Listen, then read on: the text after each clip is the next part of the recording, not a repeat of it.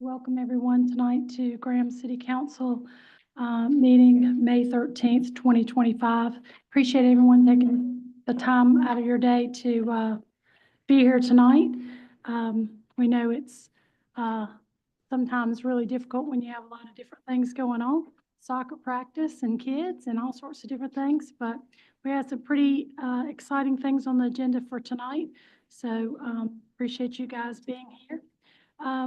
We will first do our invocation. So if you'll please bow your heads and Lord, thank you for the day. What a beautiful day you've given us here this spring. Appreciate all that you do for us every day. We're so happy that you look out for us down the road and around the corner. Sometimes we don't always know the many blessings you bestow on us every day, getting from point A to point B. But we know you're guiding us. Please guide our minds tonight to do the wishes of this community and your wishes. And we ask this in Jesus' name, amen. If you'll now stand for the Pledge of Allegiance. Pledge allegiance to the flag of the United States of America and to the republic for which it stands, one nation, under God, indivisible, with liberty and justice for all.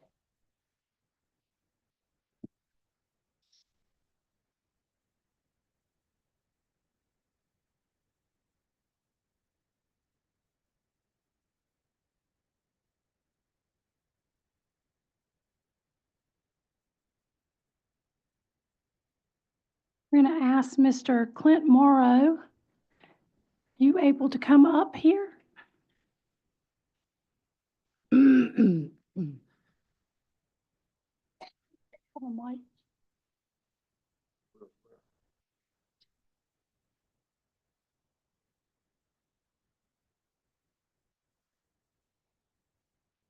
Now, for anybody here that doesn't know Mr. Clint Morrow, we are celebrating a very special day today. When is your actual birthday? When is your actual birthday, Mr. Morrow? When is your actual birthday? Yep. 1925.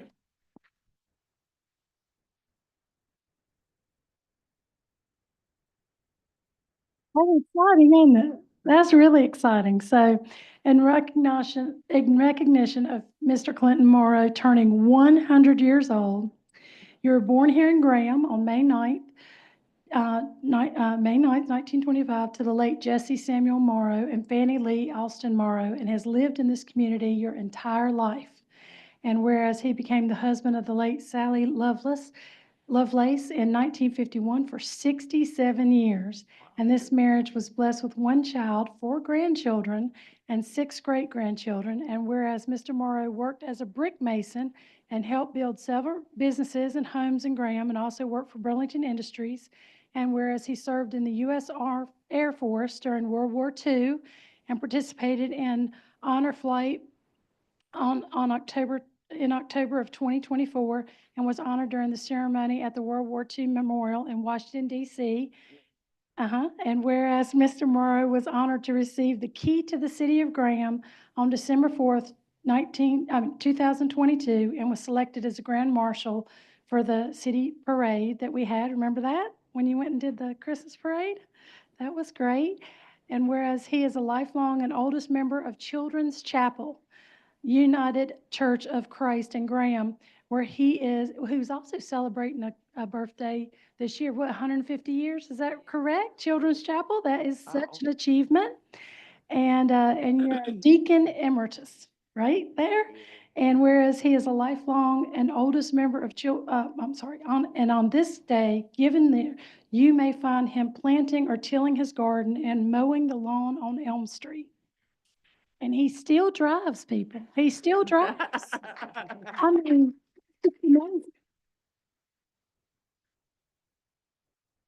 so we own a little hardware store here in Graham, and he comes up there all the time to get all kinds of little parts and things to fix around the house. He does his own little tinkering and fixing and stuff, and we always get a kick out of seeing Mr. Morrow come up there and see us. comes up here and spends time at the city paying his water bill. You know, he still goes and pays his water bill, still goes and pays all his bills in person, doesn't do this online banking stuff.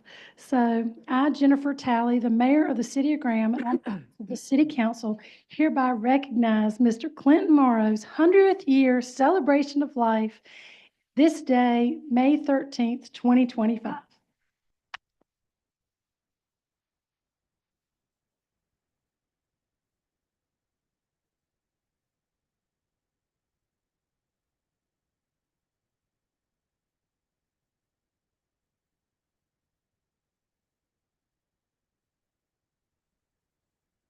Thank you.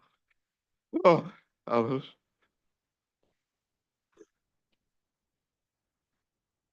I just thank God that I'm here. Don't know why I've never seen this or done this before in the city room. I don't know why I've done anything beyond who lived in the room, who tried to be a good citizen. But thank God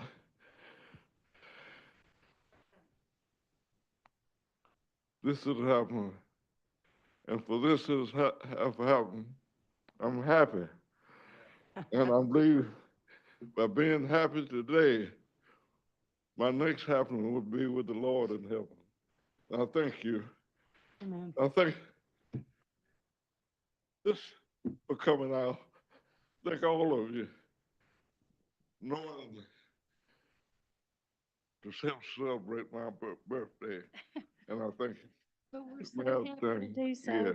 Now, the city council got together and gave you this little card. Okay. Yeah. Because we got a little present in there for you. Okay?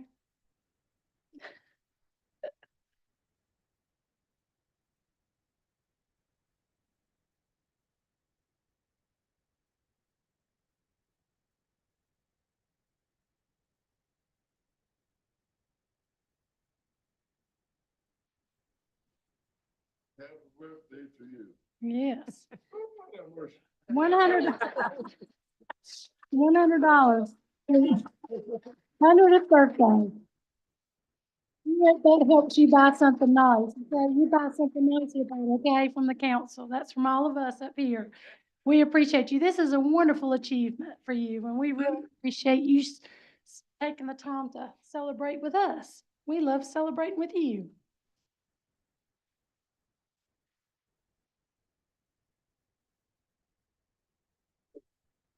Thank you so much. Oh, yeah. You want to come up and get your picture?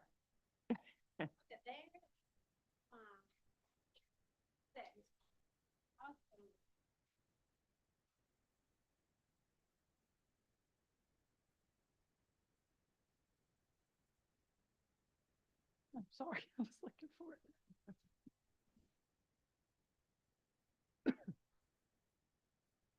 Angie Solomon.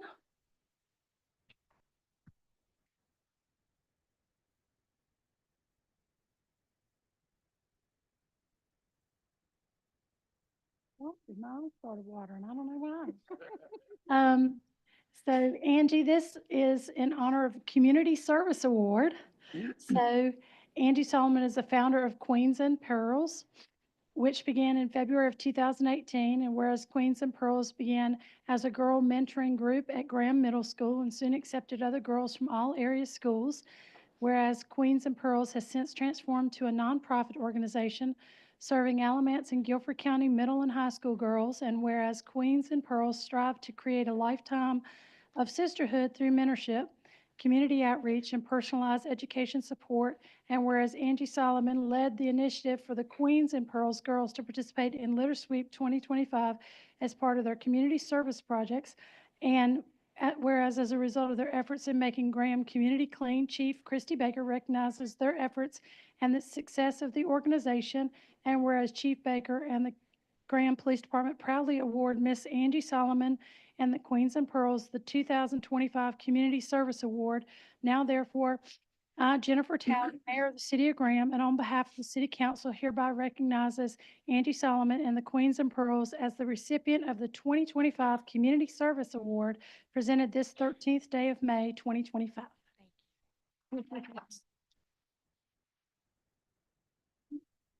Christy, would you want to get a picture as well? You guys want to come up and get a picture together? Thank you so much for what you do in our community. Thank Means a lot. leave this with you to share with everyone else. Okay. Do how we can. Yes, sure. Pass that around.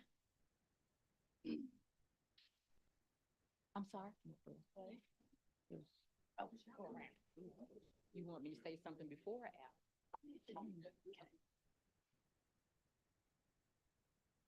Hey.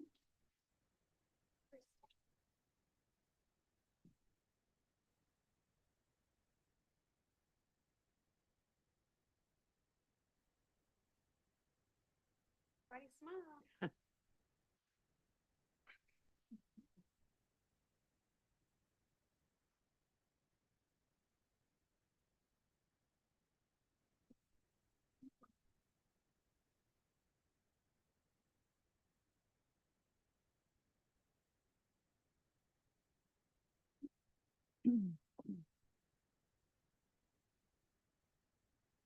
If I may, can I say something? Yes, absolutely.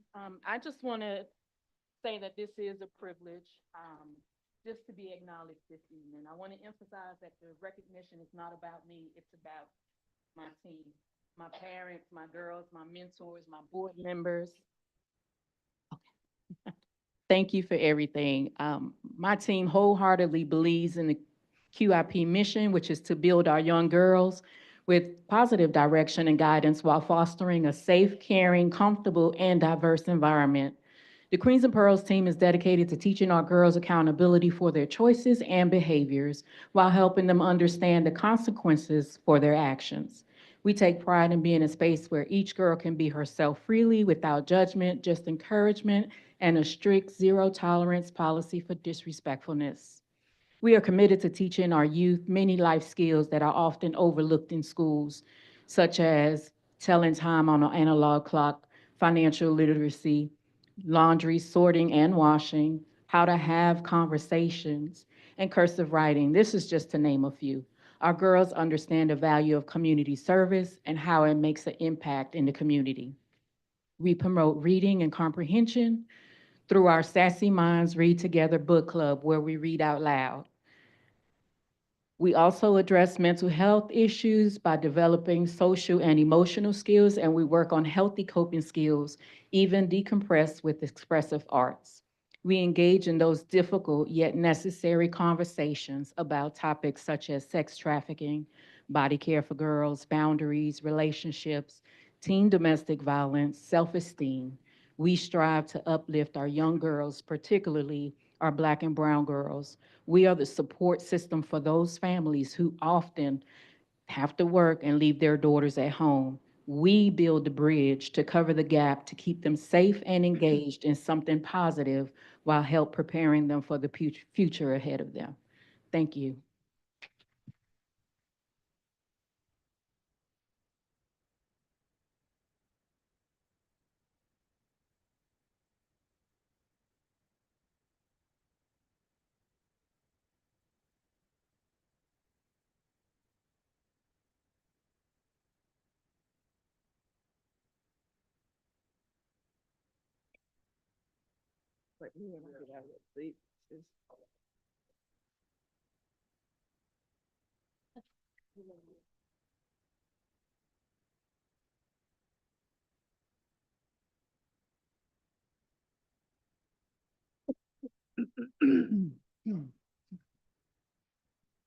Yes, Megan.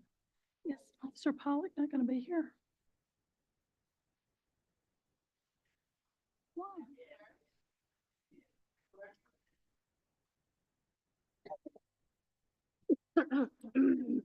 He's still Why? going.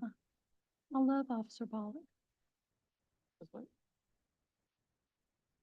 I would have liked to have wished him a retirement. When's his last day?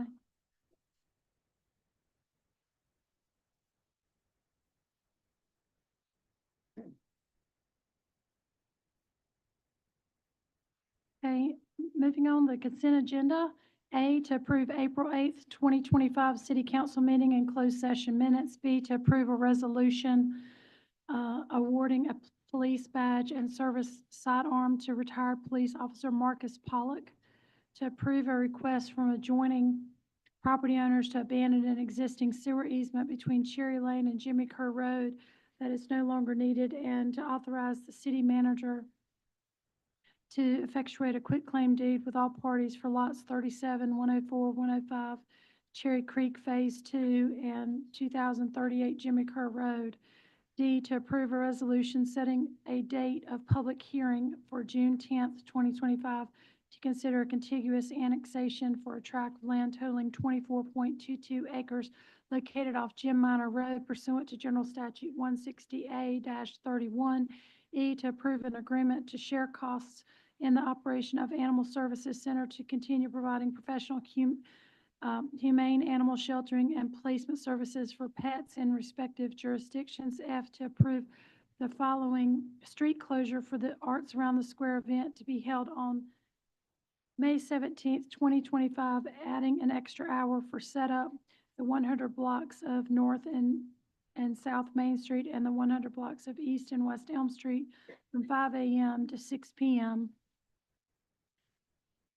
To approve an amendment to the Municipal Materials Management Agreement between the City of Graham and Republic Services of North Carolina, doing businesses as Republic Waste Services of Greensboro, extending the term of the agreement for 1 year, expiring June 20th, 2026, to approve a resolution opposing changes to local planning and zoning as stated in House Bill 765 and related bills by the North Carolina General Assembly, to approve a budget amendment in the amount of $24,000 to cover unforeseen maintenance issues with engine number 10 of the Fire Department 2014 Sutphen engine. J, to approve a budget amendment recognizing $57,000 in realized tap fee revenue and increasing the meter value and hydrant expense, water and sewer distribution by the same amount.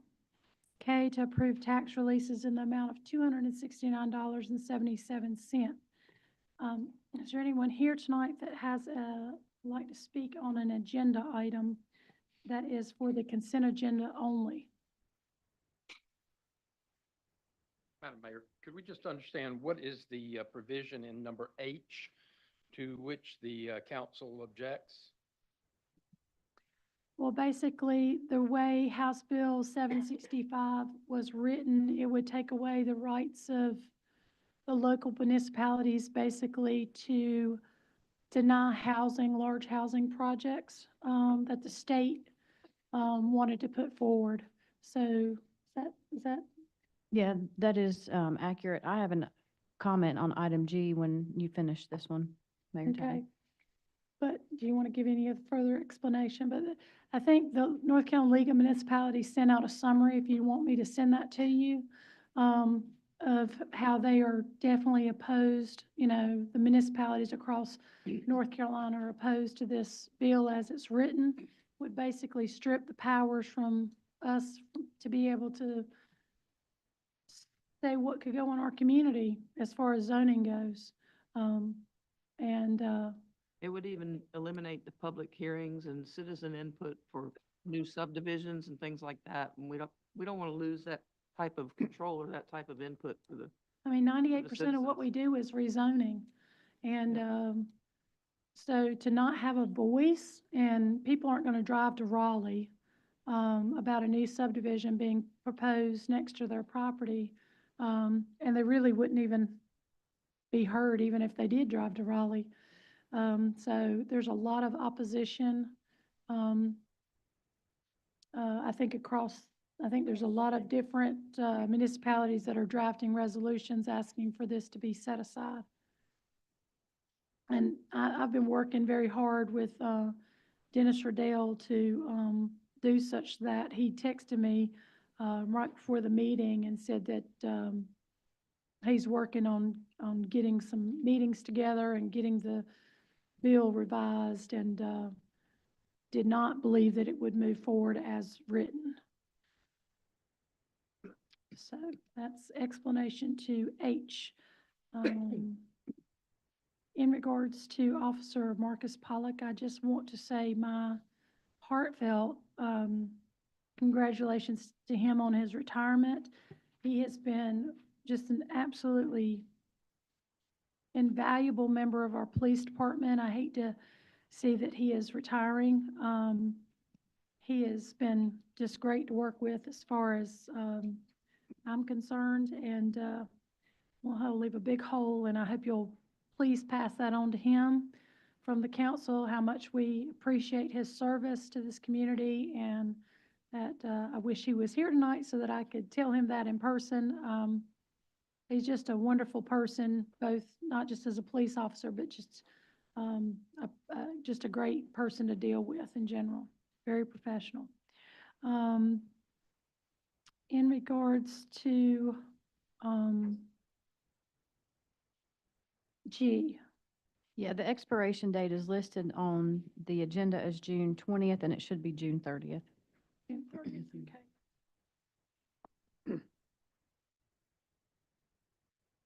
Okay, and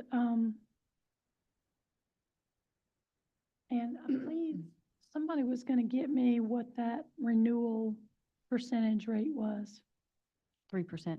3%. So we're opting to renew, because I think bidding this out would definitely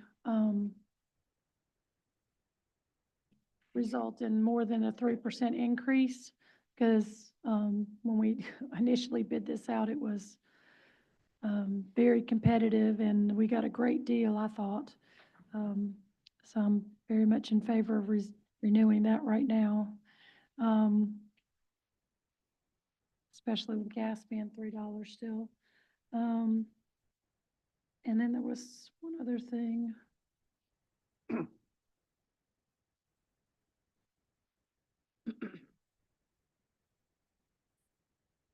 Oh, I know what it was. It was, Aaron, I had talked to you about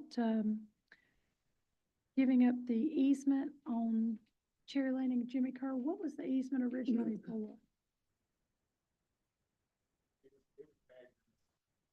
He was looking at, running the sewer line through that space, or want to have the ability to have the sewer line run through there. We don't need it since the subdivisions have come in that area and they've already ran sewer in that space. So we don't need it at all. Okay, all right, and did we pay money for it originally? Okay. It's just- Not that I know of. Okay, all right, any questions you have, Joey? Any questions you have, Ricky, about the consent agenda? Bonnie? Okay, I need a motion and a second to either approve or deny the consent agenda with the change to G being June 30th, 2026. I make a motion that we approve the agenda as written.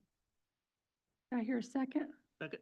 All in favor? Aye. All opposed? Motion carries. Okay. The rezoning of, it's public hearings, rezoning of 6.27 acres off Ivy Road and East Gilbert Street. A public hearing's been continued to consider the rezoning of this property, and I recognize Assistant City Manager Aaron Holland. I believe this is also wanting to be retabled till June 10th. But they have requested for, another continuation until next month. Okay, do I hear a second? Do I hear a motion to approve the request? Madam Mayor, I make a motion that we approve the request to table the rezoning of 6.27 acres off Ivy Road in East Gilbury until next month's meeting. Okay, do I hear a second? Second. All in favor? Aye. All opposed, motion carries.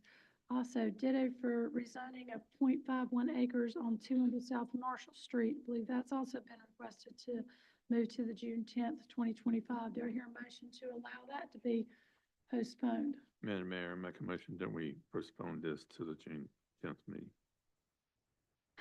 Do I hear a second? Second. All in favor? Aye. All opposed, motion carries. Rezoning of 113 West Gilbert Street. A public hearing has been set to consider the rezoning of 0.83 acres located at 113 West Gilbert Street from R7 high-density residential to conditional business to allow for a single-chair hair salon. It's a public hearing. Would anyone like to speak on this proposed rezoning tonight? And then we're going to also recognize Aaron Holland. Let me give a quick rundown before. Okay. Sure. All right, so as you say, this is a request to rezone 0.83 acres of land at 113 West Gilbert Street from R7 to conditional business for the purpose of allowing a hair salon to be utilized as a home occupation as an accessory use to the family home. The way that our ordinance currently reads, we don't allow for hair salons as part of a home occupation. Therefore, the applicant is seeking a conditional zoning so that the use of the home can maintain the single-family use while the little accessory area can be used for the salon. The planning board did recommend approval of this request with a 7-0 vote, with a condition that the uses are limited to the single family in the primary dwelling, in the beauty salon, in the accessory dwelling. They did ask as a condition that it be used, if it's a salon, it's a salon, but you couldn't use it for someone to live in for that part that's to the side. So they didn't want that to be included in their approval unless it was set up that way. There were no other conditions from planning board. Okay. Would you like to come and speak about your project?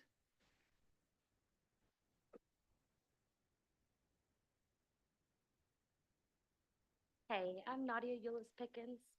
I intend to use a portion of the residence located at 113 West Gilbert Street as my salon. As the sole stylist and owner, I'll operate with a single chair in my salon. My hours are part-time and by appointment only, allowing me the flexibility to care for my mom. My business is designed to operate without causing traffic issues, parking concerns, noise disturbances, unpleasant odors, electrical interference. It occupies less than 25% of the primary residence, and all operations will be conducted fully within the salon premises. The exterior will remain clear of equipment or material, and a modest freestanding sign, 20 inches by 12, will be at the front door. There are two separate entrances and ample parking for 1 to 2 vehicles, so there'll be no parking on the streets. The structure is fully handicapped accessible with no steps, widened doorways. The interior and exterior doorways are all handicapped accessible. There's already 4 or 5 grab bars in the restroom, including a handicapped toilet and handicapped height sink. This separate apartment is attached to the residence. It's actually built for my grandmother who was in a wheelchair. I've been a Graham resident for nearly 46 years and a licensed cosmetologist for 25. I fully comply with all state board standards and regulations and will be inspected as required. I spoke with neighbors and received approval from Chad Oakley at 114 West Gilbert Street, Tim and Renee at 112 West Gilbert Street, Kathy Harrington at 121 West Gilbert Street, Dallas Myers at 320 Maple Street, Nikki and Corey Smith at 402 Maple Street, and Chris Eulis, who spoke with his mom, Donna Eulis, at 316 Maple Street. This home-based salon is crucial for me as it will enable me to care for my mother. She'll be turning 80 in a couple weeks, and having several health challenges is taking more of my time and support. I've been at Classy Cuts and Styles in Burlington for the full 26 years. The owner, June Bird, has been diagnosed with dementia, and so we had to close. So I'm really want to use this to help run my business and care for my mom at the same time. Thank you so much for being here. I did go out and look at the property. Aaron, can you pull it up on Street View?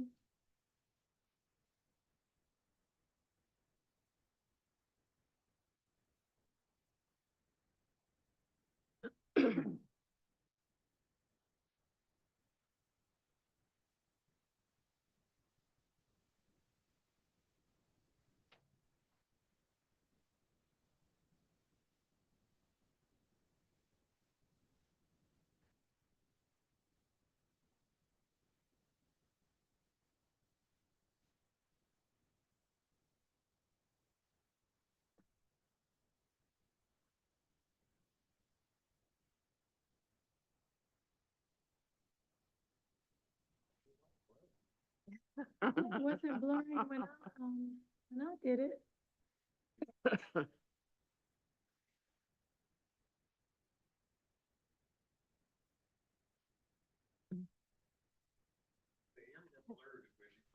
Yeah. I have like physical copies if you want to pass it around. Kind of force field you got around that place. It must be something. That's great.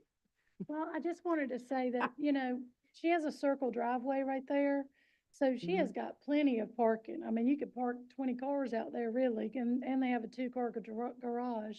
But the area is at a built-on addition that did for your aunt years ago, My right? grandmother's, Okay. grandmother's suite. I guess you Okay, call and it. it was handicap accessible then. So her turning it, she doesn't really have a lot to do to, the bathroom's handicap accessible, the door's handicap accessible. It's already compliant. And by And state board regulations, I can't have a bed, a home, Yeah. animals. I can't have any of that at the same time anyway, so. Yeah, and, she's obviously has a lot of experience that she would make sure that, you know, she's abiding by the laws and rules and everything of cosmetology. There you go. There you go. So there's a little breezeway between that and the double car garage. So her having that, and you see the little sign there? Kind of looks like a little post office. That's where she'd have her sign. She wouldn't even have the sign at the yard, at the street. So, I mean, it's gonna still look residential. It's still gonna be, I feel like, my feeling is that it is fine. And everybody that knows former Mayor Eulis, Mayor Eulis that used to, right there, can you go back, Aaron? Vic used to run his, dental, business, made dentures, right? Crowns, bridges. Yeah, for the down dentist there offices. on the, like, right where you're, It'd right be down there, right? Right over where, yeah, it's in the house was, and the back is just a garage. Yeah, yeah. With the But I living. mean, look at all that. There's even more parking back there, so they've got plenty of parking for sure. But there it is, yeah. Just got a little breezeway between there and there, but I just couldn't imagine why there would be a problem with that. I fully understand why we don't want to do that, just blanket say it's okay to just be running a business in a residential area because of trash pickup and all sorts of things, but a single person salon, appreciate that you're trying to keep your mom at home as long as you can. Yes, So, ma'am. anybody else here that's here in regards to this? Joey, do you have any questions? No, ma'am. You? No, ma'am. Okay, all right, thank you so much. Thank you. Okay, so hearing no more questions, I'm gonna make a motion to close the public hearing. A second. All in favor? Aye.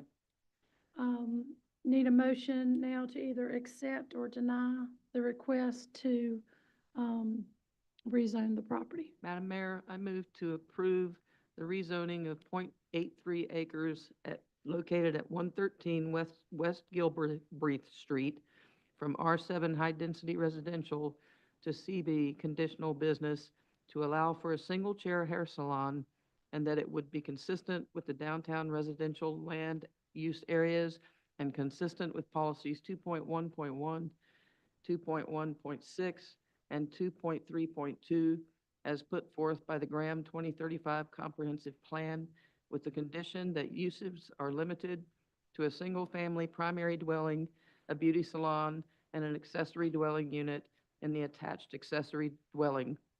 The uses of the accessory dwelling shall not be operated in tandem, must be one or the other.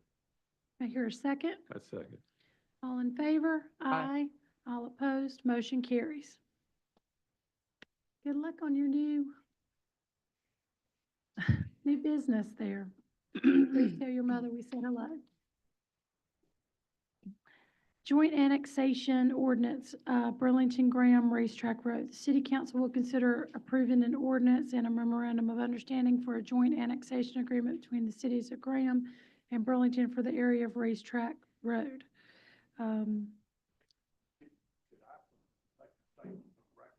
Sure.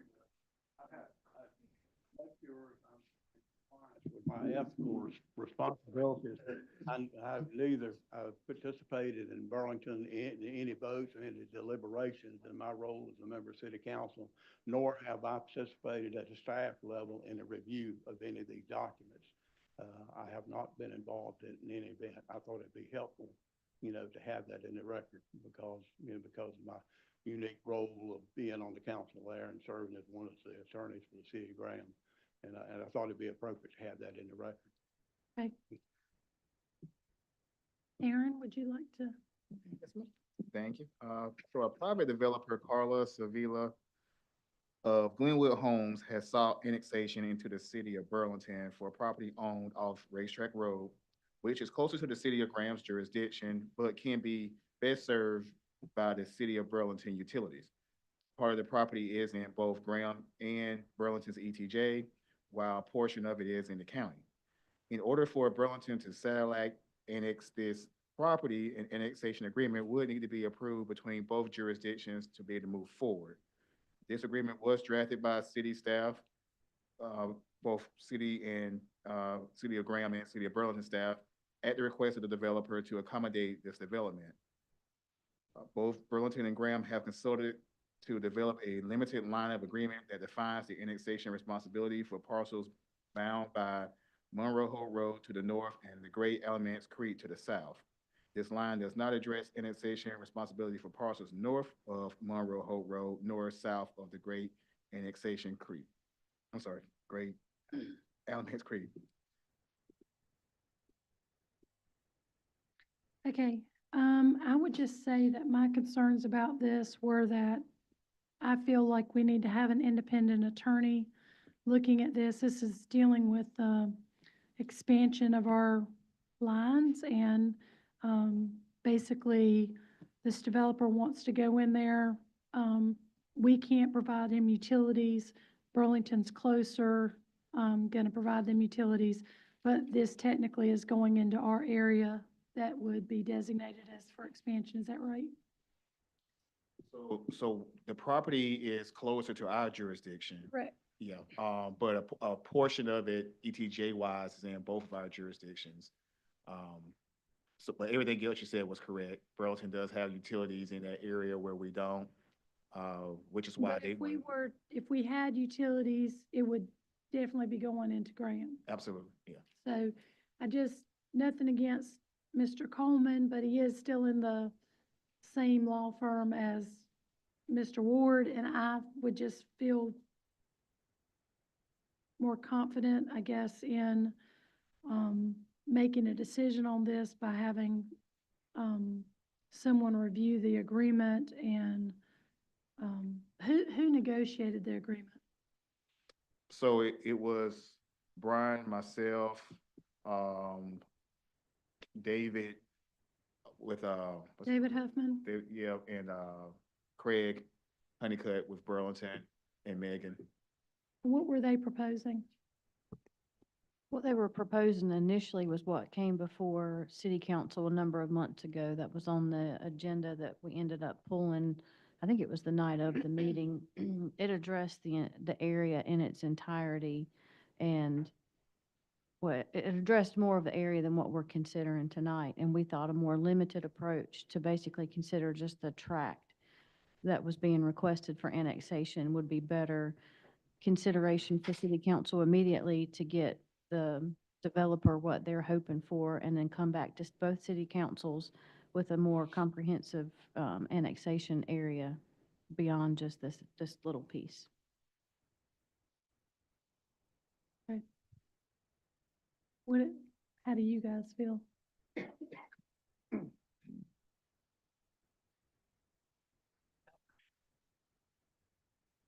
I mean, I still have a lot more questions about it.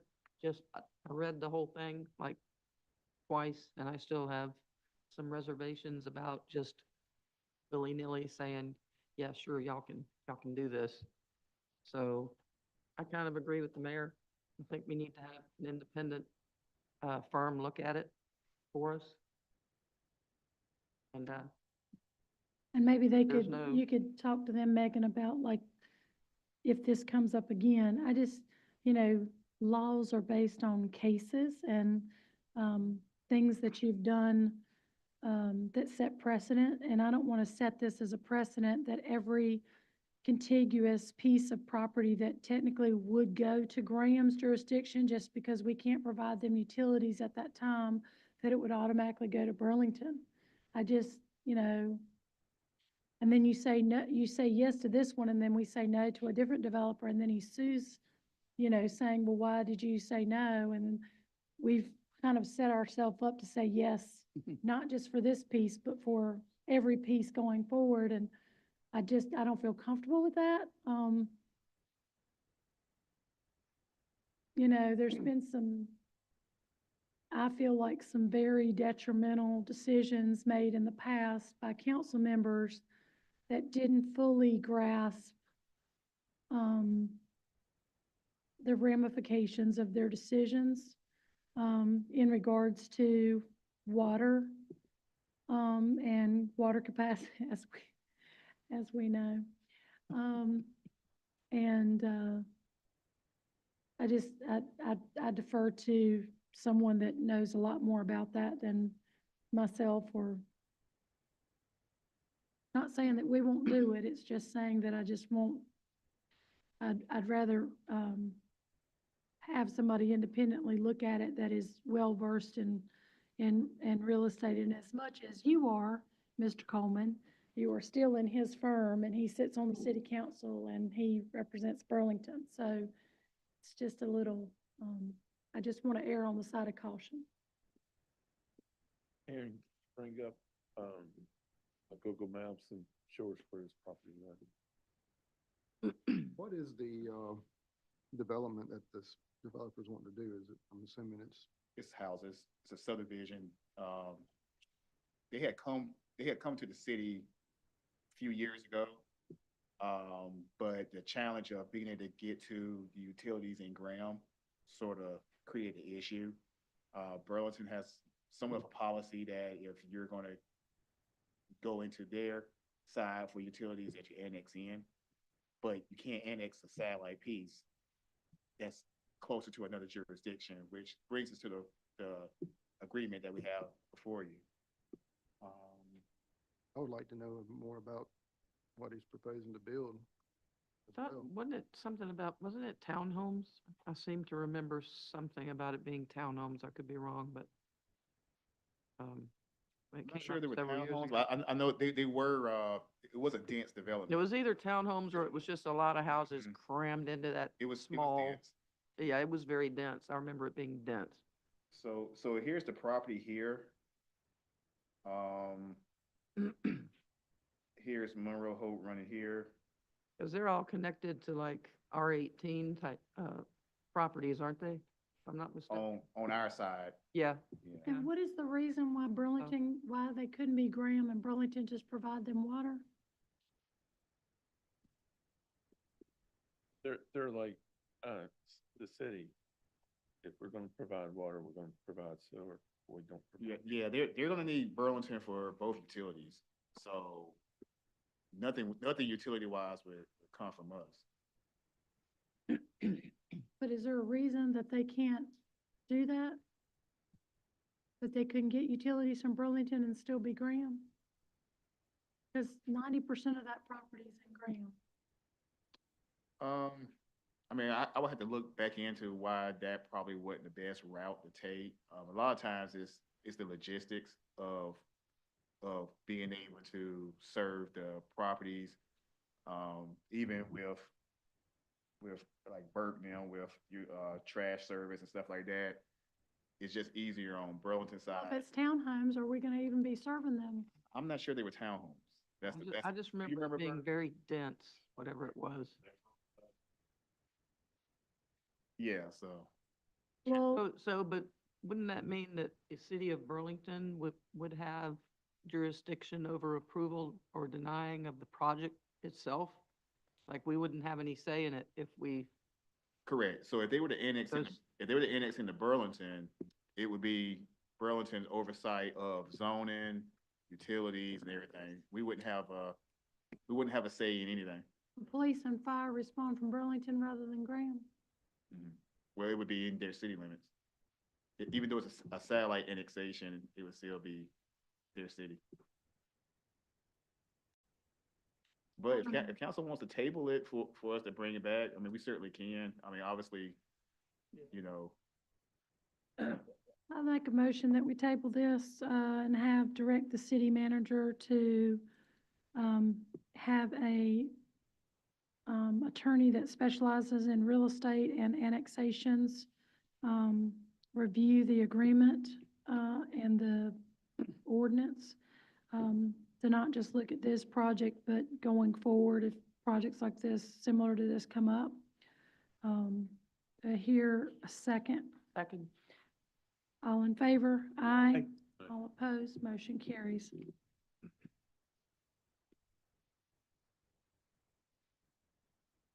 On number 5, Development Ordinance Amendment, Multi-Tenant Industrial Building. City Council will consider amending the Development Ordinance by adding language to define and create a use type for multi-tenant industrial buildings. Planning and Zoning recommended approval. Recognize Aaron Holland. thank you, Mayor, and I'm gonna introduce this, but the applicant has representation here. I don't want to steal his thunder. The city staff has received a request for a text amendment to define and create a use classification for multi-tenant industrial facilities. Currently, the development ordinance does not have a specified use for this proposed type of development. We have an approved use for single industrial buildings and unified business developments. The unified business developments are particular to shopping centers and commercial developments. They do not permit any I-1 uses in these developments, even though they're being allowed in the I-1 zoning. As of right now, there is no way for staff to approve these types of developments, as the closest related zoning use we can choose from is the unified business development. We have received multiple new requests for these types of developments and have suggested that a text amendment be proposed to define them in our ordinance. Planning Board did review this amendment request at their April 29th meeting and recommended approval of the amendment at a vote of 7-0 with the exclusion of the words on sites and their proposed definition. With the exclusion of the words on-site, In the definition part, it sort of makes it redundant to have it in there, so they thought it just didn't sound right to have on sites in the definition because it was already talking about the property that it was on, so they just asked that that part be taken out of the definition. Yeah, it's negligible. It doesn't change the meaning of the definition. so currently, if someone wants to do this, do you just tell them, no, they can't do it because it's not defined? Or do you just let them do it through the unified development? Well, we really haven't had this as an issue before. Like, it's just now that we're starting to receive, and it's funny that within the last year or so that we started to receive these requests to Well, have it like that. I mean, I personally owned a building on Elm Street, and it's right beside McGuire's Air Compressors. We built a steel building, and we had a HVAC tenant on one side, and we had a paint distributor on the other side. And I don't remember, I mean, it's been 25 years ago, but I don't remember. It's zoned industrial. So I think the interpretation of whoever is reviewing the request plays a big part. It does sort of, Shouldn't. well, it does make it difficult to be consistent when you don't have something specified in the ordinance. I don't disagree that that should not be a use by right. I think by going the route that Lawson and them are doing by doing the text amendment, it does provide for us to have a cleaner, simpler way to be able to review these requests so that we don't have that in question. I remember, I won't mention his name, but I remember years ago, the planner telling me, well, if it's not in the ordinance, then you should be able to do it. And now you hear, if it's not in the ordinance, you can't do it. So it's actually the opposite. It used to be if it wasn't in the ordinance, you couldn't do it. But if it's not in the ordinance, then you go to the closest use. And in this case, the closest use is a unified business development, which doesn't allow for multiple industrial uses as it currently reads. But what we have here provides a route that folks can take to be able to do it. So This is so bizarre to me. It's just because I have a lot of experience in this, and I mean, I've never known this to even be an issue or a problem. How does Burlington handle this? Do they have this as a use? not sure, I don't run through their ordinances like that. Okay, so another property that I owned on Sutherland Avenue, you familiar with that big 70,000 square foot building? I know the area, yeah. Okay, it was subdivided into multiple tenant uses, and there's a contractor in one, a HVAC contractor in another, there's many warehouses in one, there's a traffic business that paints lines on the roads or whatever in another one. This makes it perfect for you. No, I'm just questioning how was it not a problem before? Half of that property lies in Burlington and the other half is in Graham, but has a Graham address. Mhm. And so like, I think all the zoning went through Graham. But Graham think, didn't have a the back- problem with the that backside subdivision of that big building? I'm not understanding why this is an issue now. It's because the way someone's interpreting the rules that we've always had? I just don't think it was ever a situation that it could have been an issue before. You do have now larger industrial buildings that are hundreds of thousands of square feet that are now being asked to be divvied up.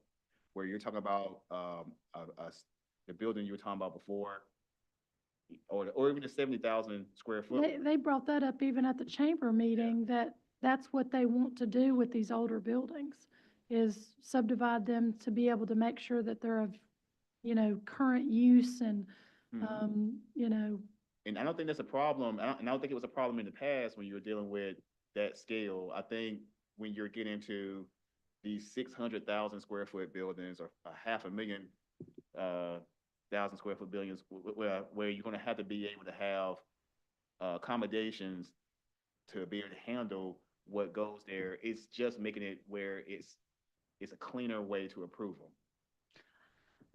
I don't disagree with that. I'm just curious, does Burlington or Mebane have this specific ordinance or this zoning code or whatever you call it? It's the text amendment that adds this section in the ordinance that says occupancy, distribution, and warehouse. Edmond must have one because they built, one right there in the industrial park. That's about- Where did this wording come from? So Cameron did the research on it. Other jurisdictions do have this in there. We reached out to the listserv and we received several responses from jurisdictions across the state where they do have this set up. I would say if we were to go out and do a UDO now, we would probably have something in place to be able to speak to this. I just think that in the past, it just never was a concern because you weren't dealing with anything of a scale or size. Now Lawson might be able to speak on Mevin's wording since he works over there, but I'm not sure how they handle multi-tenant buildings over there. Bob, what does Burlington do? I'm not certain there, I'm really not. I hadn't dealt with this issue myself in a while. I mean, I could certainly find out, but I don't have any recent exposure to it. So. Aaron, while he's speaking, do you mind looking in Burlington's code and see if you see anything in their ordinance? Hello, Mr. Brown. Thank you, Mayor, members of the council. I'm Lawson Brown. I practice law with the Vernon Law Firm. And I have with me Taylor Squires, my associate, who's been working on this particular issue with me. Also Randy Warren on behalf on behalf of Welcome Industrial this year. And early on, in this, project on Cherry, Lane, we met with the mayor and, there are plans before the, city staff, and they have approved the construction plans. There's 750,000 square feet of industrial space planned for this. And, again, Aaron and his staff, Cameron, have looked at it and approved that. As part of what, was required for this size project on multiple buildings, there was a, traffic study done by Kimley Horn. That has been reviewed by DOT and reviewed by staff. And I mean, we're 3 years into this, project in terms of planning. And then this issue arose where, staff interpreted the closest use being the unified business development. And that unified business development required a special use permit for multiple tenants. That ordinance, in my reading and my experience with this, was designed for a retail space where you have a shopping center with multiple high traffic areas. Our traffic study shows that the traffic count will be based on the square footage of the industrial facility and not particularly the number of businesses. But when staff interpreted that, we saw it as a roadblock. We could have come before you with a special use permit request, a quasi judicial hearing. But after looking at this situation, staff had some other situations they were looking at. They felt a text amendment would be appropriate. Text amendment is what we proposed, and that's what you see before you tonight to allow the maximum use of these industrial buildings and not get tripped up by the multiple tenant restriction that appears in the unified business development area. Mebane does allow this by right without a special use permit. Mebane does require in business settings that there be a special use permit for that.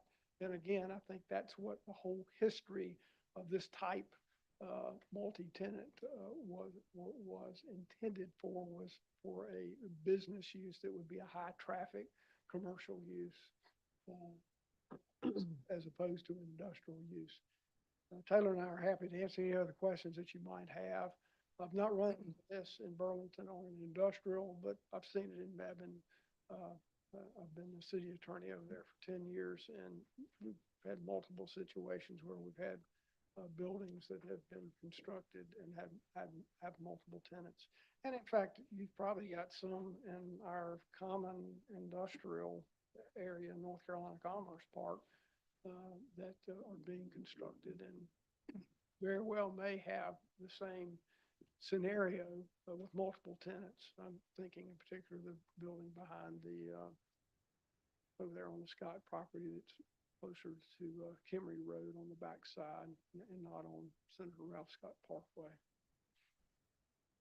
There's a new one where they just built, and it's closer to the properties where Buc-ee's is going.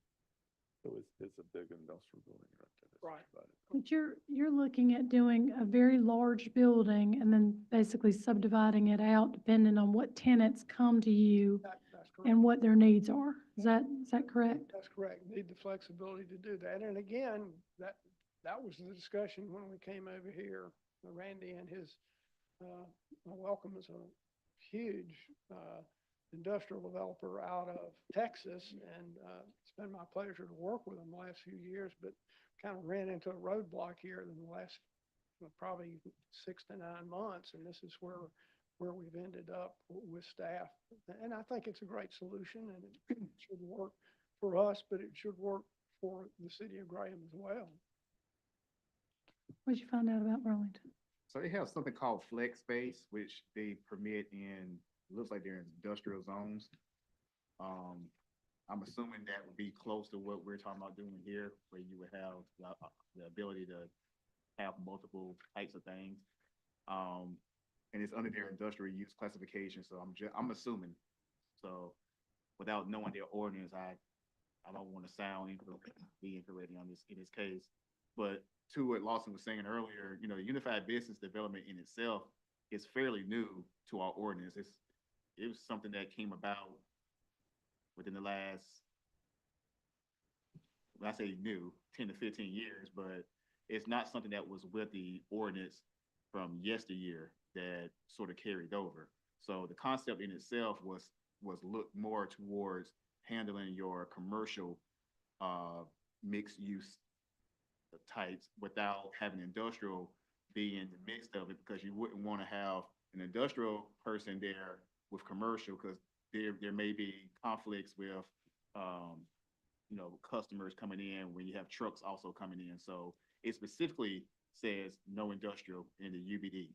So this is just the opportunity to be able to do what Lawson and some of the other individuals that we've spoken with in the last 6 to 9 months. They want to be able to do this, and we just want to be able to have a avenue for them to be able to do it. Now, I think I talked to you about this, and you said that you had some sort of concern. Do you remember what that was? On this one, I didn't have one on this. Was it a different text amendment? Mhm. Okay. Yeah, the one you're thinking of is the one for future development. But Yeah. that's not here yet. Okay, but you and the staff, the planner, Cameron's looked at this and recommends this, and the planning board recommended everything except for the one, Just that one, the one word. On sites taken out. Well, I guess when I read it over the weekend, I didn't understand, because there's things that, exist now. And they were built brand new. It wasn't even a conversion. It was built, that steel building was built brand new for 2 separate tenants. And when the other building was subdivided, it had to just have fire separation walls and all that, you know, everything that's required per the code. But it was, no special use had to be done for it. And there's no special use on this. This is a permitted use. It's making it where it's a permitted use in your I-1 and I-2. So it's not, the text amendment isn't asking for a special use to be part of the approval. It's just defining what the use is and then applying it to the I-1 and I-2 zones. Is there anything I'm not thinking about as to why we would not? Off the top of my head, no, I think it's much needed just to be able to have something that we can be consistent with, and you wouldn't have a situation where in some of your B2 zones where someone would try to do something similar, because there are some overlaps of industrial uses even in our B2 zoning. I think by going with what we have before us, it at least keeps this type of use, these uses in a space that is designed for those uses.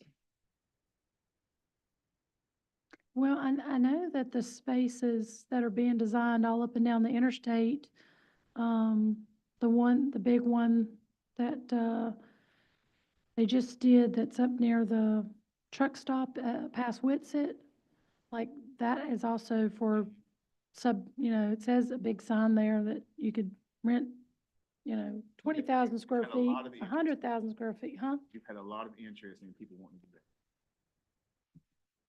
What do you mean interest? You have a lot of people interested in doing that very thing here in Brown.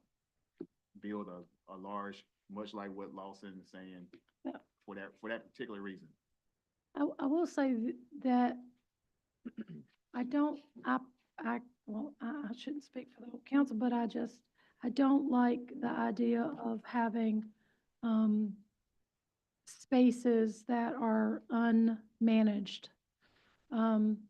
So I don't know, like, you know, the proposal of, a truck stop that was gonna be unmanaged.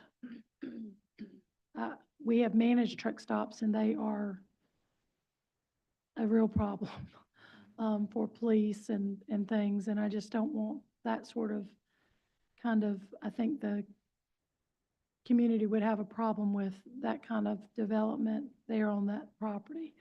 But with this kind of development, there would be someone there on site, right? Yeah, we're talking about industrial buildings, stuff along those lines. Not just like a place where people would be sleeping overnight in trucks and stuff like that. Okay, I just want We're to, talking about like just want a to, manufacturing facility. Somebody says, okay,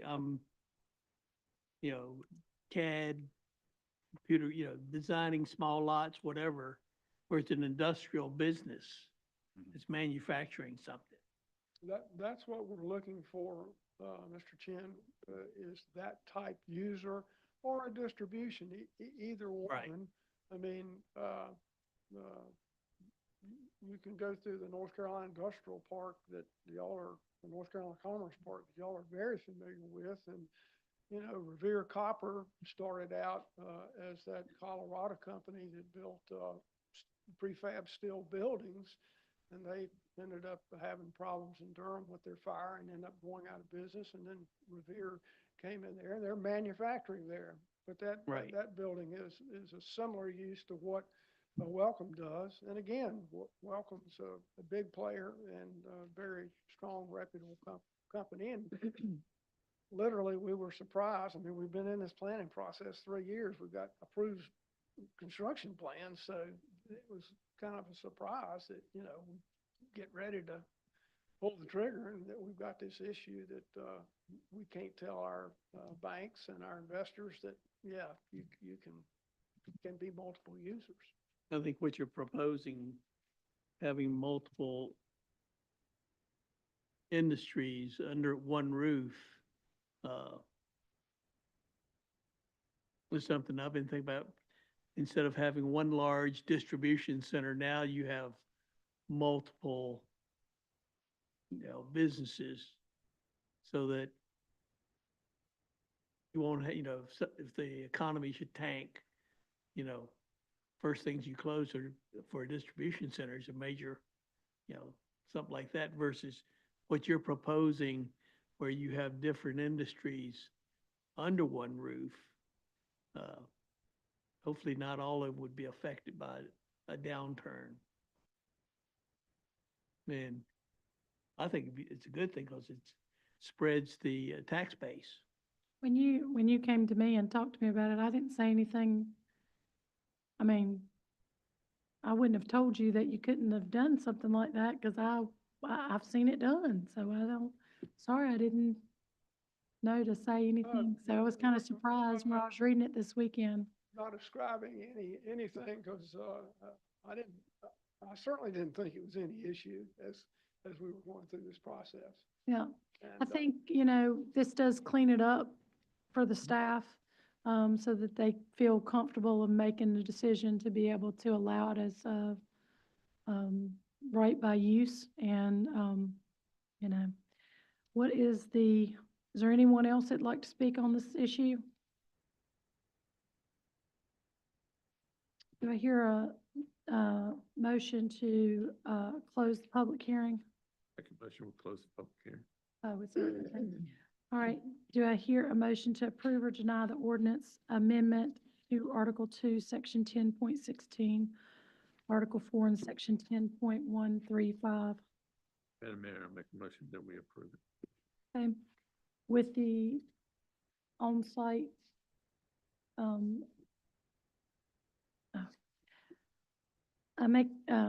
Ricky made a motion to approve the ordinance amendment to Article 2, Section 10.16, Article 4, and Section 10.135 to add language to the development ordinance to define and create a use type for multi-tenant industrial buildings with the typo of on-site as directed, Have it removed. to have it removed as requested by the planning board. Do I hear a second?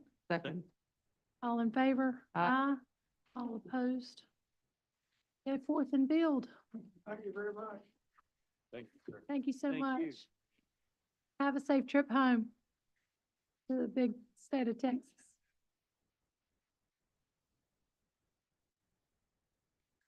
potential signs and banners occupancy tax funds. City Council will consider reviewing potential sign options for City Hall and banners for downtown Graham using occupancy tax funds.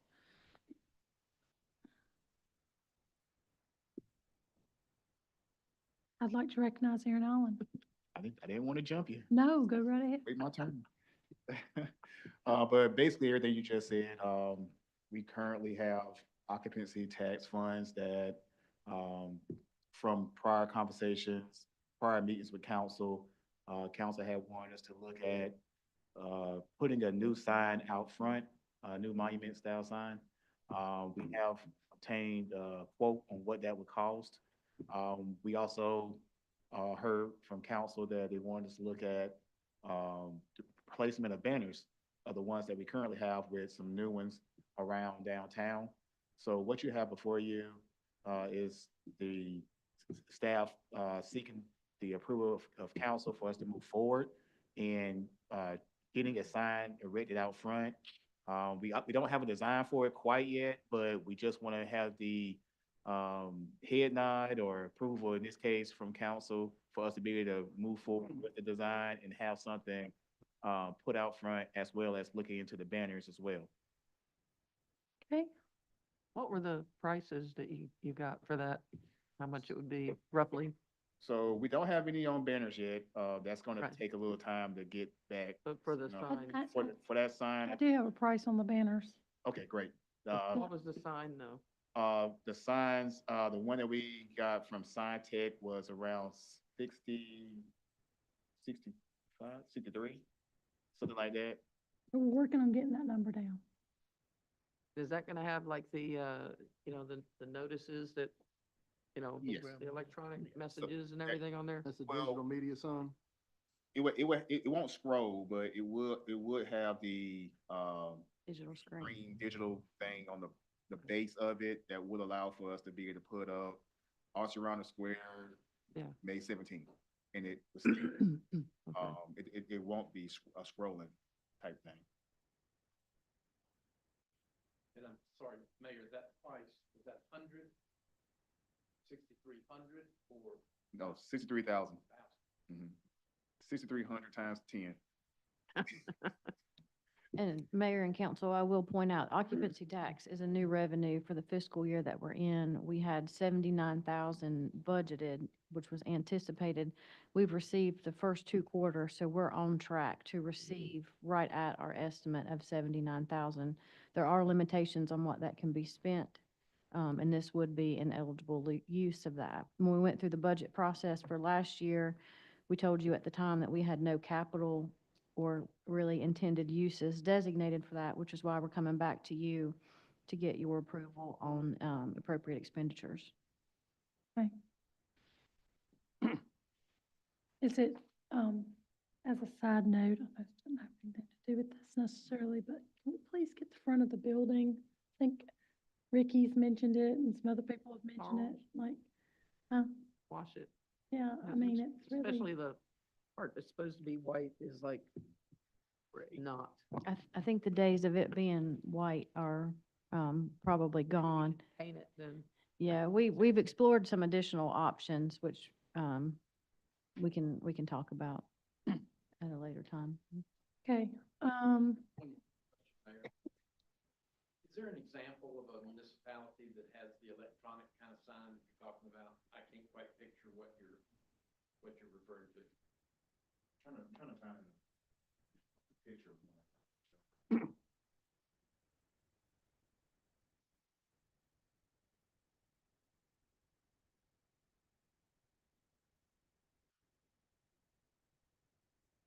When do we have to make a decision on this? The sooner the better, if council can go ahead and give us the approval, because those funds are restricted on how we can spend them. So it would Okay. be easier to have them allocated prior to the end of the fiscal year. Which ends on June 30th. Correct. Okay. Okay, but I know we're trying to get the price of the sign down, like substantially. And then the banners also, I mean, I'm in agreement with that. We need to replace the banners. Some of them are, like, especially the ones on Hardin Street, they're completely faded out. So I'd like to move forward with that project as well and get that funded. So I'll make a motion that we approve the additional funds that are coming into the budget for this purpose. Do I hear a second? A second. All in favor? Aye. All opposed? Motion carries. Sesquicentennial Park project options. The City Council will review and consider options for the Sesquicentennial Park. I'll recognize Aaron Holland again. Okay. Oh, can I just ask why you got it up? What's the part that would have a message where the flag is? Yeah. But it's just conceptual, but just to give you an idea of what. But like you say, like an announcement of, Arts Around the Square or some event or something of that nature. Or even city council meeting. Like that they're taking, that it's now open to sign up for registration for ball or, or soccer or whatever. That image there? No. It was a quote that was sent a while ago. Okay, and Aaron, you have the floor. Thank you, Mayor. I'll try to catch up to y'all.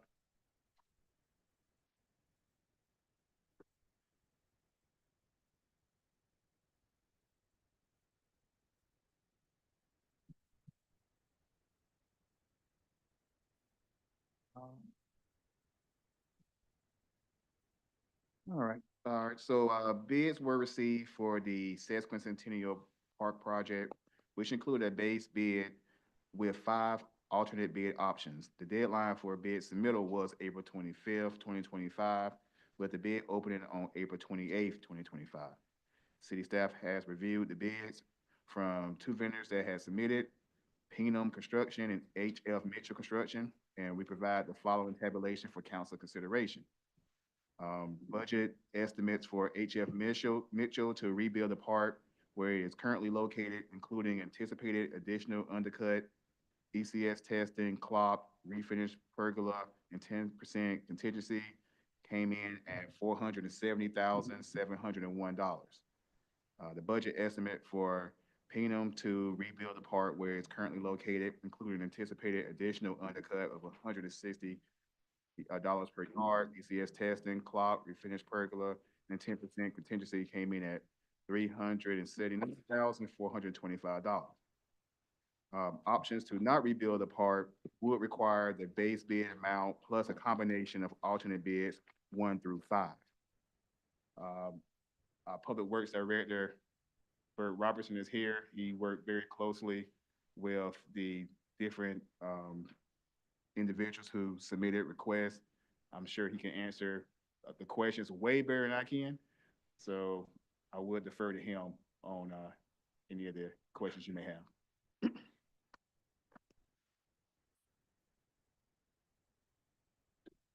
Okay.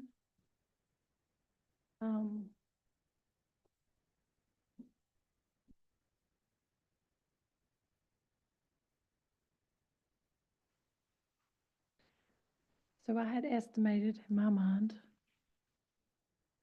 $500,000. You want- That's your estimate before any change orders, right? So when you get an estimate, is it your normal course that you would budget a little more than that for change orders, or would you? Well, you would have contingency built into whatever you receive back, but a project going exactly how you budget is, I mean, I hate to say it, but it's rare. So there's a chance you're gonna have change orders, even with your best projects. We don't know 100% what's in the ground. Right. So I mean, that 470 and 379, that's almost perfect world with that 10% built in.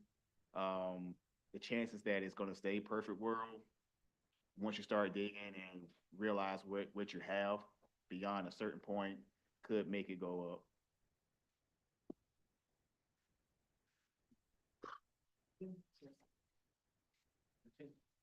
Mhm.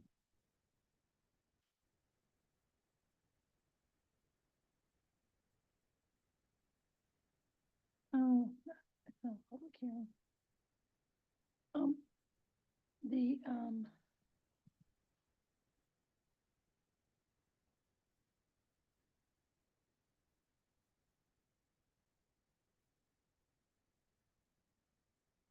Megan, what, individuals have you heard from in regards to the park?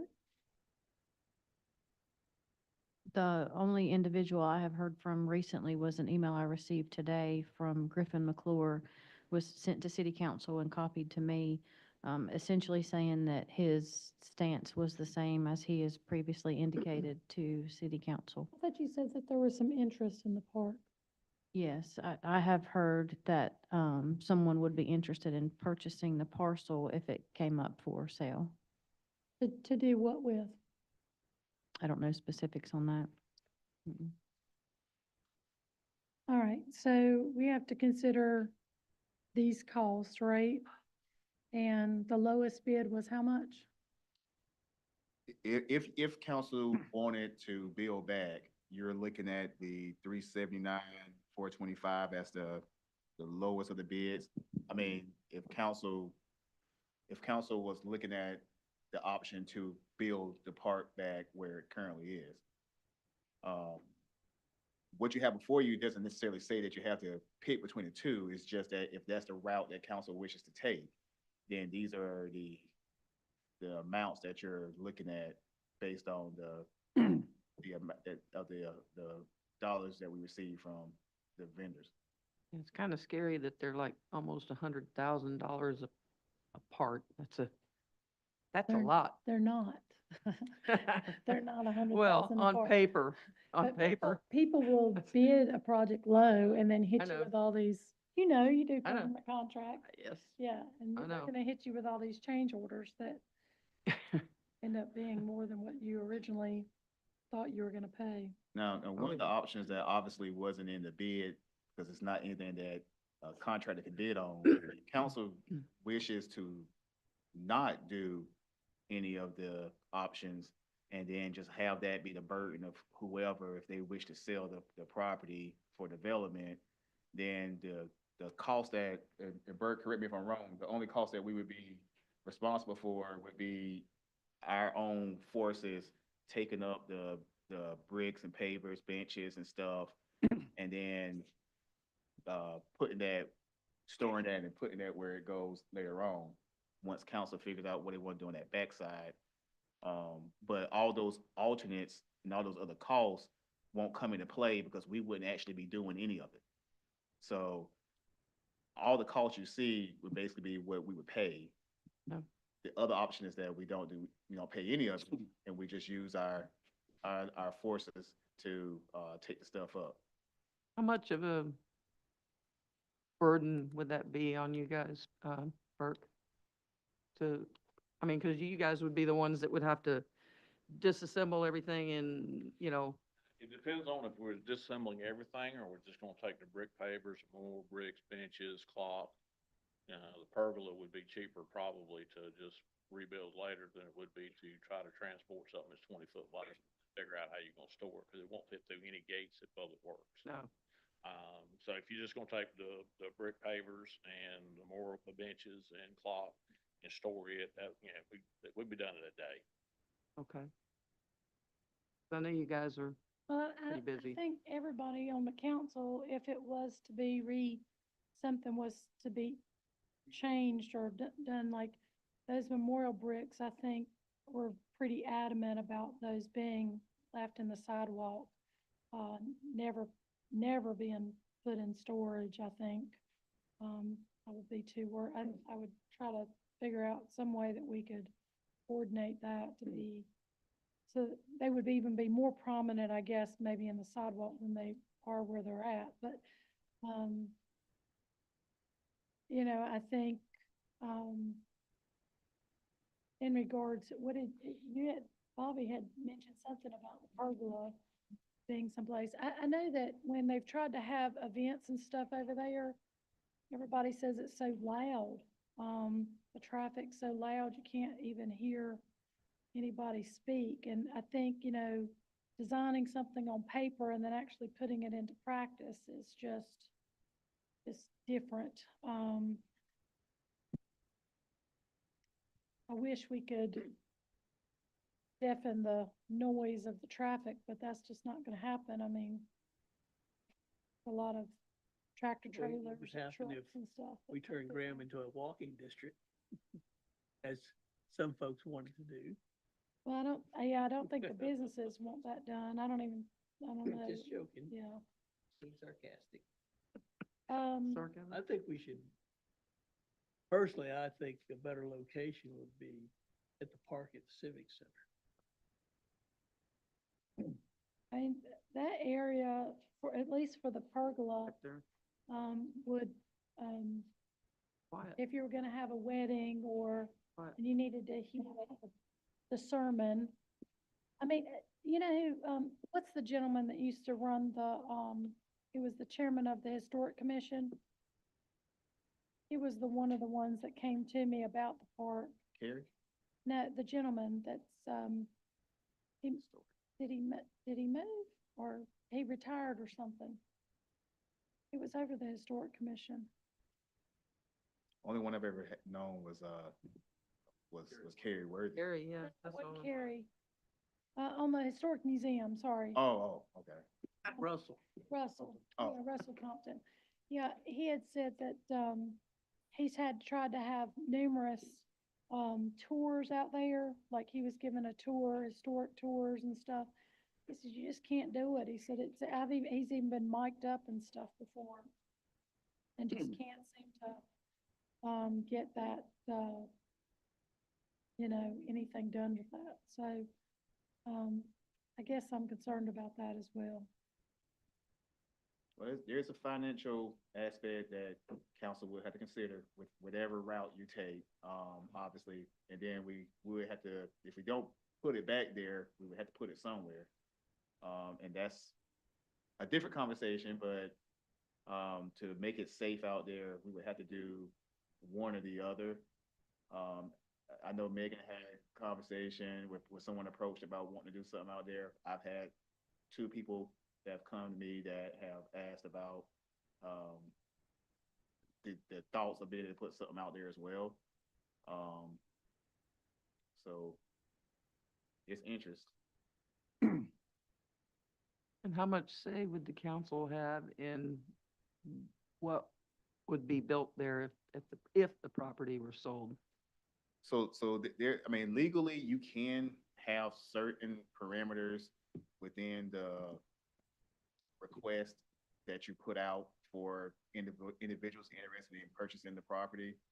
I would probably say we would probably have to run that through our legal side if we went that route, just to make sure that we're not overstepping of what we can say.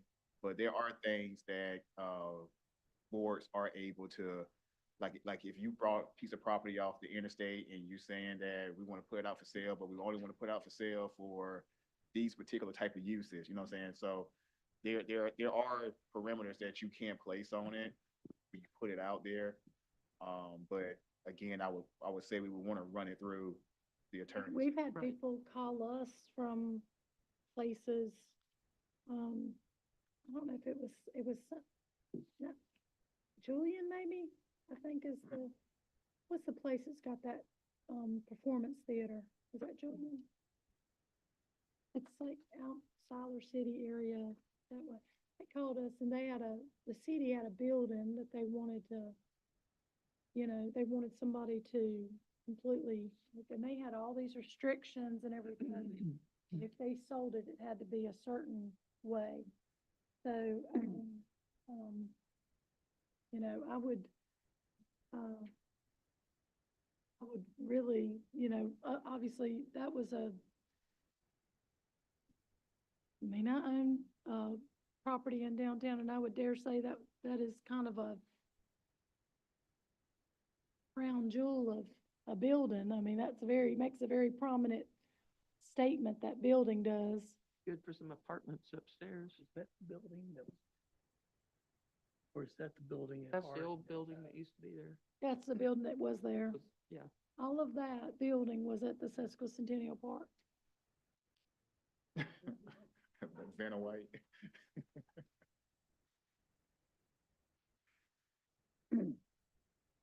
See, that's something else. Yeah. And, I mean, maybe it's something also that we can consider when we're looking at the next item, which is the rewrite of the downtown master plan. What is, what's the highest and best use of the property? And, um, and then also considering even what Griffin has to say about, green space. If this, if the highest and best use of this is to be used for its original purpose, which was commercial in a business district, where could we potentially have green space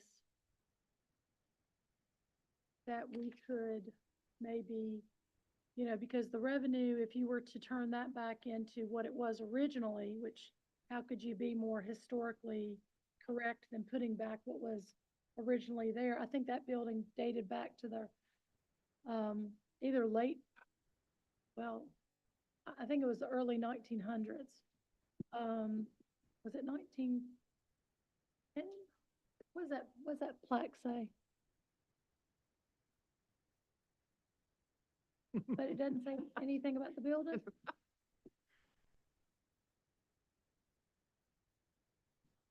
I'm so But sorry, you nothing got about- good eyes, I can't see. I want to say it was early 1900s, but, That's worse. but, if you had that and it was repurposed back to something that maybe had something like a boutique. I mean, I remember when that first planner came through, he said, oh, you've got to do something like, I think he suggested the BB&T built, the old BB&T building being like a boutique hotel. It's like that just does drive so much activity for the downtown. And if you had something like that, it wouldn't take up a lot of parking because the people that would be coming would be checking in after 4, and then they'd be leaving by 10 a.m. the next morning. So the parking would shift with the traffic of business. And then also,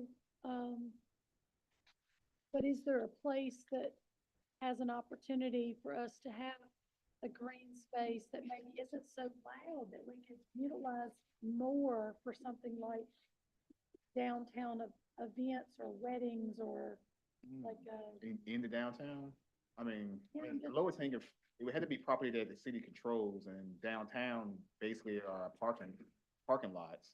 I mean, we would have to see if there are any parking lots that are strategically placed that could work for what you're thinking. An underutilized area that maybe doesn't have a lot of use that could be looked at in that way. Can you give me a list of the property that the city owns downtown? And even if it's something that we don't own, if you were to sell that and the revenue that the city were to get for that, to turn it back into something that generates revenue every year, because it would then go back on the tax records and you'd be charging property tax for it for both the city and the county. And the revenue that would bring in, you could potentially swap and do something else that does have a green space that is more, you have more of an opportunity to be able to use it for like, event venue, I think, which is what was intended originally. It's just really hard to, I mean, I've been over there, it's hard to do any kind of event over there because of the noise. It's really loud out there. Nobody can hear you. Just trying to think of a better way to be able to use exactly what was, you know, intended for the area. And I don't discredit that, you know, we want to try to come up with a solution that everybody's going to be happy with. maybe not everybody, but, Yeah, we can definitely look at some of the areas. I mean, I know Burke and I have had conversations, even with, Councilman Hall about, beginning to have like a shelter that could potentially be used for the farmer's market deal, but maybe rent it out for other things as well. I mean, I keep going back to the parking lots that we have. I guess we would just have to see if there's any space that could work. really interesting, place, in, West Jefferson.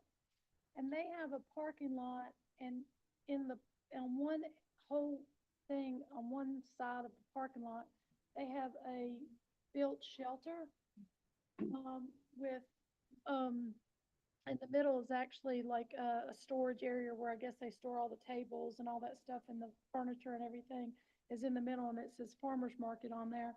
And so that part only takes up one parking space, but everything else is open for parking and you drive in. So you actually have a covered parking space, which I'm sure people love. But in other words, all during the week, it's used for parking, but on Saturday, it's a farmer's market. And the sides, they have these sides that come down, like a tent kind of like thing. And it was really nice. I mean, it was a way to be able to have still use the parking during the week, but also be able to use it for a farmer's market during the rest of the time.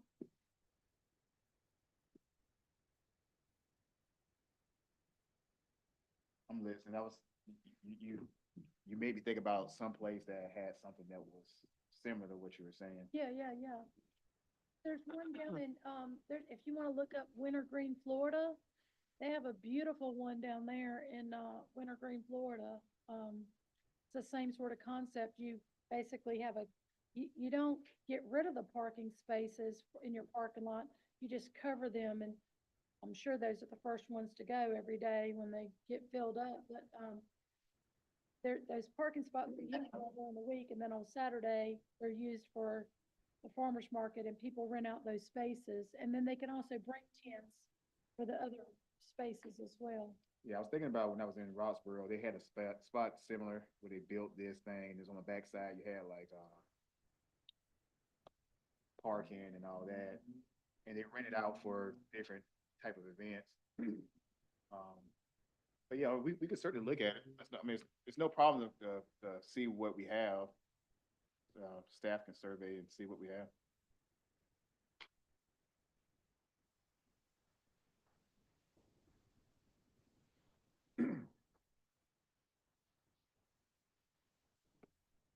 So, you're wanting to know about budget, right? Well, actually, I wanted to know about budget this time last year. But, life and other circumstances occurred. So there is nothing in the proposed budget that you're going to receive tonight that addresses this in any way. So that ship has sailed. We can move on whatever sort of time frame city council wants. You're not holding me up.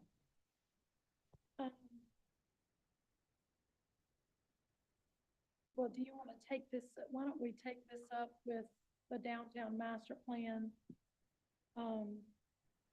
And kind of, I feel like we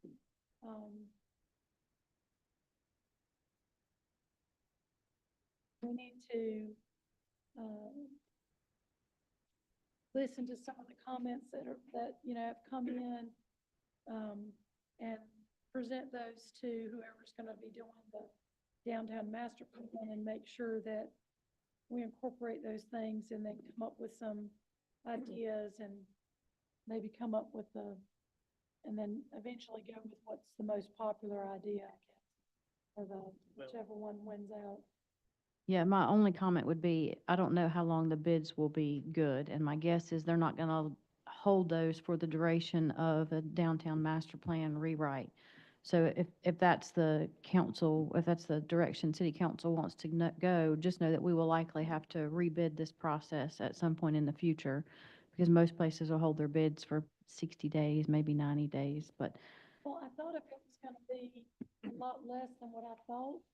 But that's why I was like, last year, I was like, no, I don't think we're gonna wanna spend $500,000 to fix a park that, in my personal opinion, I do not see a lot of people use. I just don't think that's a good, being a good steward of the taxpayers' money. I think if we spend $500,000 redoing the park, That's $500,000 we can be doing. I don't know. I Other don't know that the things. majority of, yeah, I'm not trying to do what Jennifer wants. I'm not trying to do what any one individual wants. I try to do what I feel like the majority of the citizens want.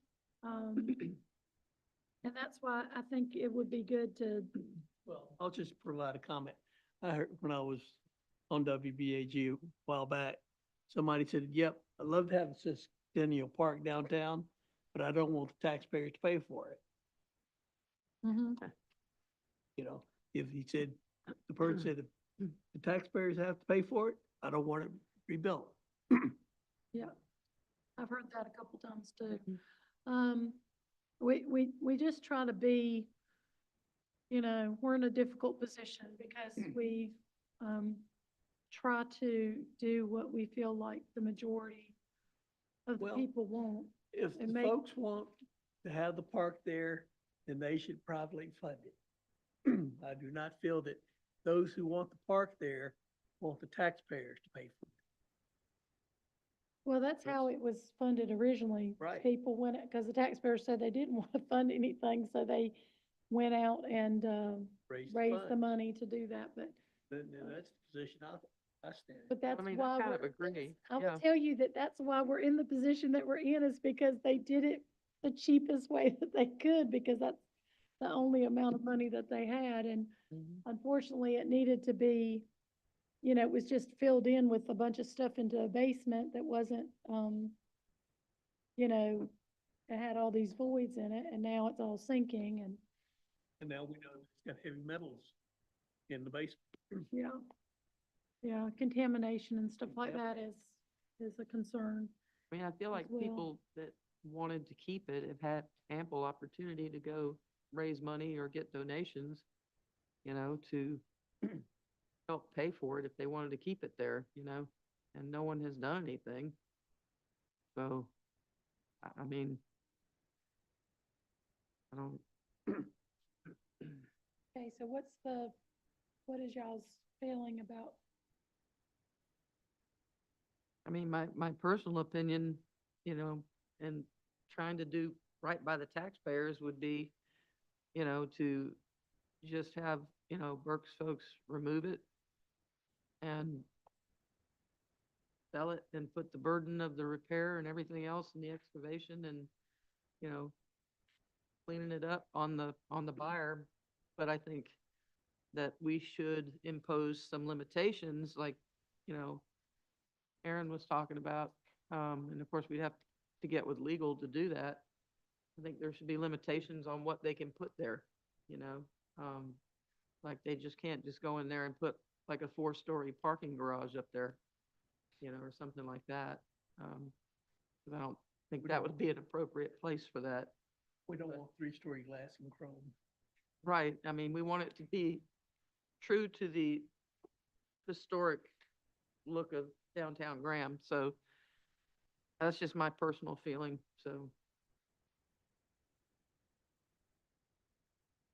I don't know what you guys are thinking, so, I mean, 'cause there's crickets down here. Yeah, I mean, I'd have a hard time spending $500,000 or close to $500,000 knowing that there's people in town that are drinking rusty water. I mean, I'm not against the park. Yeah, it's a great thing, whatever, but $500,000 buys a lot of water line. And, if you want the park to stay there and you want to fund it, that's great. If not, you need to go tell the people down there that are drinking rusty water that, hey, sorry, we would rather have a pergola downtown. Don't care about your health. I mean, that's my point of view. I can't spend that kind of money. I mean, replacing, the water lines and going out and getting funding for that. I mean, there is not a time that I am within a mile of a politician that I am not begging for money. Yeah, I mean, And, you know, but you um, can't there's nothing you can say that would justify to me, I mean, not saying you are, but that $500,000 to fix this park is more important than the the citizens here's well-being. I mean, honestly, that has been, This affects, every year that has been, I mean, and Megan, you correct, every year, the top things are utilities. Like, when they say, what do you want? We're like, these things, we've got to be replacing these water lines, and we're trying to do that. And I do think people should get their bricks back, you know, get their pavers back or whatever they, or reincorporate them into whatever's or being built. we build them into something That's a else. contingency. somewhere like else, yeah. Whatever deed contingency you have on it, to build it Yeah. back and incorporate those and And I don't the think we clock should or just whatever. throw them away or, you know, I would Yeah, I love to don't see think that clock anybody's- put somewhere else too downtown, because I love that old clock, man. Of Still course, it's fun never here. right, but I still love it, you know? Put it right out here. It's right once a year or something like that.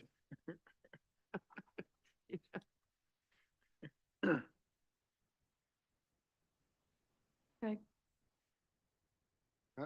I would, you know, like Mayor said, maybe have it, presented in the, downtown master plan, and give, you know, if there's an individual group that wanted to, some sort of historical society or whatever that wanted to be formed, and give them the opportunity to raise some money in the meantime, and I wouldn't be opposed to that.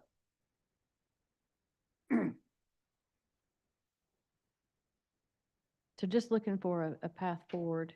Is there any council consensus? It's perfectly fine if there's I don't not. think you have a consensus for us to spend $500,000.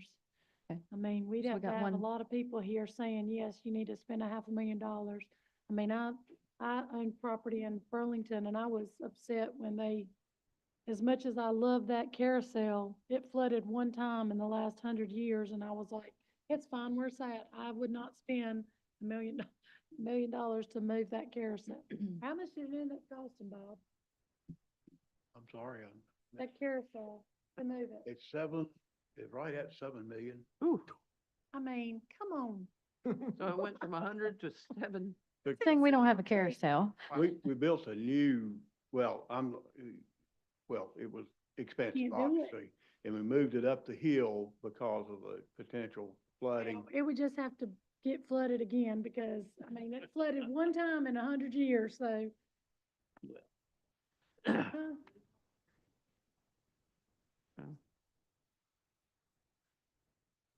I So don't think it ever did any damage to that carousel. No, but it got awfully close a lot of times. But Yeah. close ain't worth 7 million. One Well- thing in the defense of the carousel, that's really, is really very valuable. In other words, I don't know the value of it now, but I think we insure it something to the tune of at least $5 million because of the value of it. In other words, it's a pretty big time investment, and we saw it partially as protecting our investment. But the biggest thing, it's really been a big time draw, and people really have enjoyed it since the late 1940s.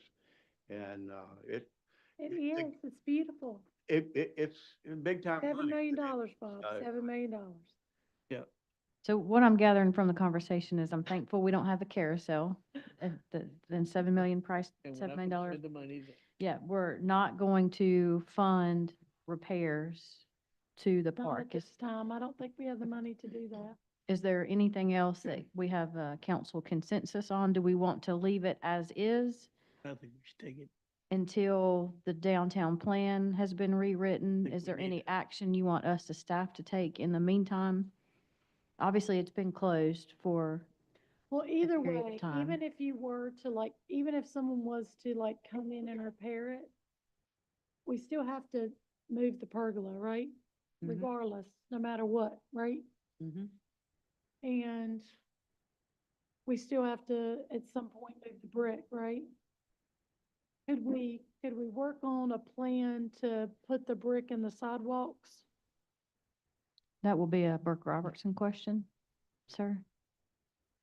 If we're gonna repurpose the spot for a building, absolutely, but I wouldn't put the bricks, I wouldn't put memorial bricks and then drive construction traffic across it, would be my opinion. So, I would say store the bricks, build a building, then put the brick sidewalk in with memorial bricks on that corner. Okay.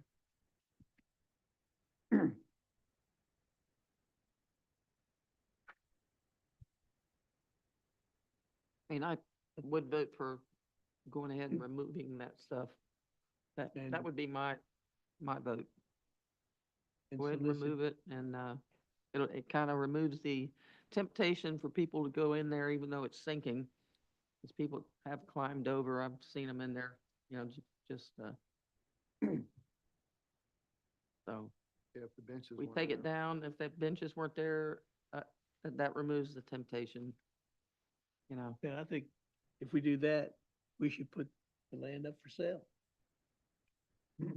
Yeah, so any consideration for the property being declared surplus, because it is real property, would come back to city council. At that time, you could come to a consensus on what conditions, if any, you would like to see. We'll make sure that they don't run afoul of the law, and then we would go through the disposal process once city council approved that.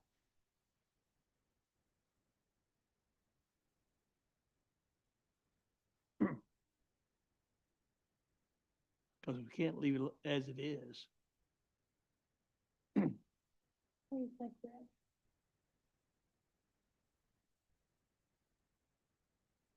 Either way, we're gonna have to move it, because it's gotta be either repaired or it's gotta be done something different.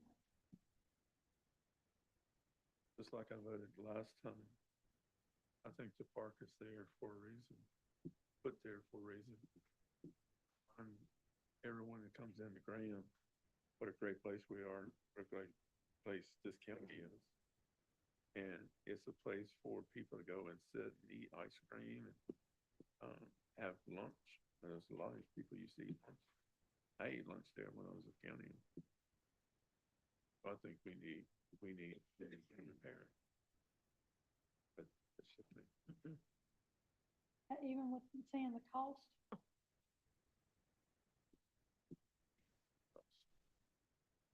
All right. Nope. You guys are talking about rusty water lines. Tax dollars can't be used for rusty water lines. They can't. I don't mean that with disrespect. I think the park could be re-envisioned. Take down the pergola or harbor, whatever you want to call it. Take it down in Greenville when we were there. They had some really nice benches that they were spaced out, and they had a covering that come up and over, and it made for a really, really nice environment.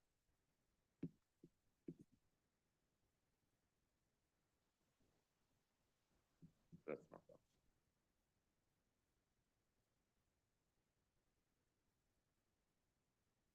a lot of money.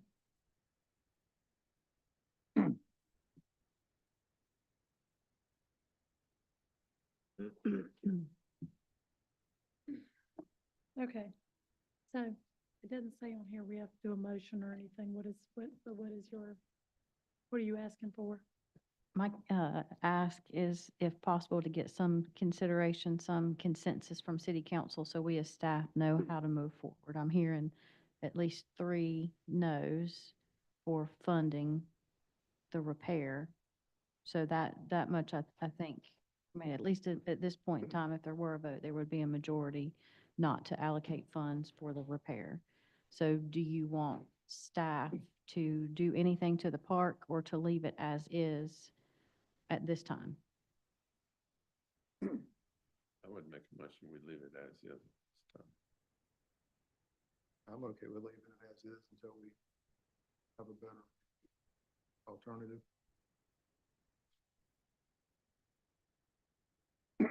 The longer it sits as is, the problem's gonna become. What's the second part? The longer we do not do anything, it's only gonna get worse. Mhm. How deep would you say the brick pavers have fallen? Some areas have settled more than a foot, 1.1, a foot, 4/10, foot and a half in places, yeah. Yeah, that's pretty dangerous. I mean, we closed it because it was a hazard. And so we leave it as is. All it's gonna take is somebody to climb that small wall and get hurt.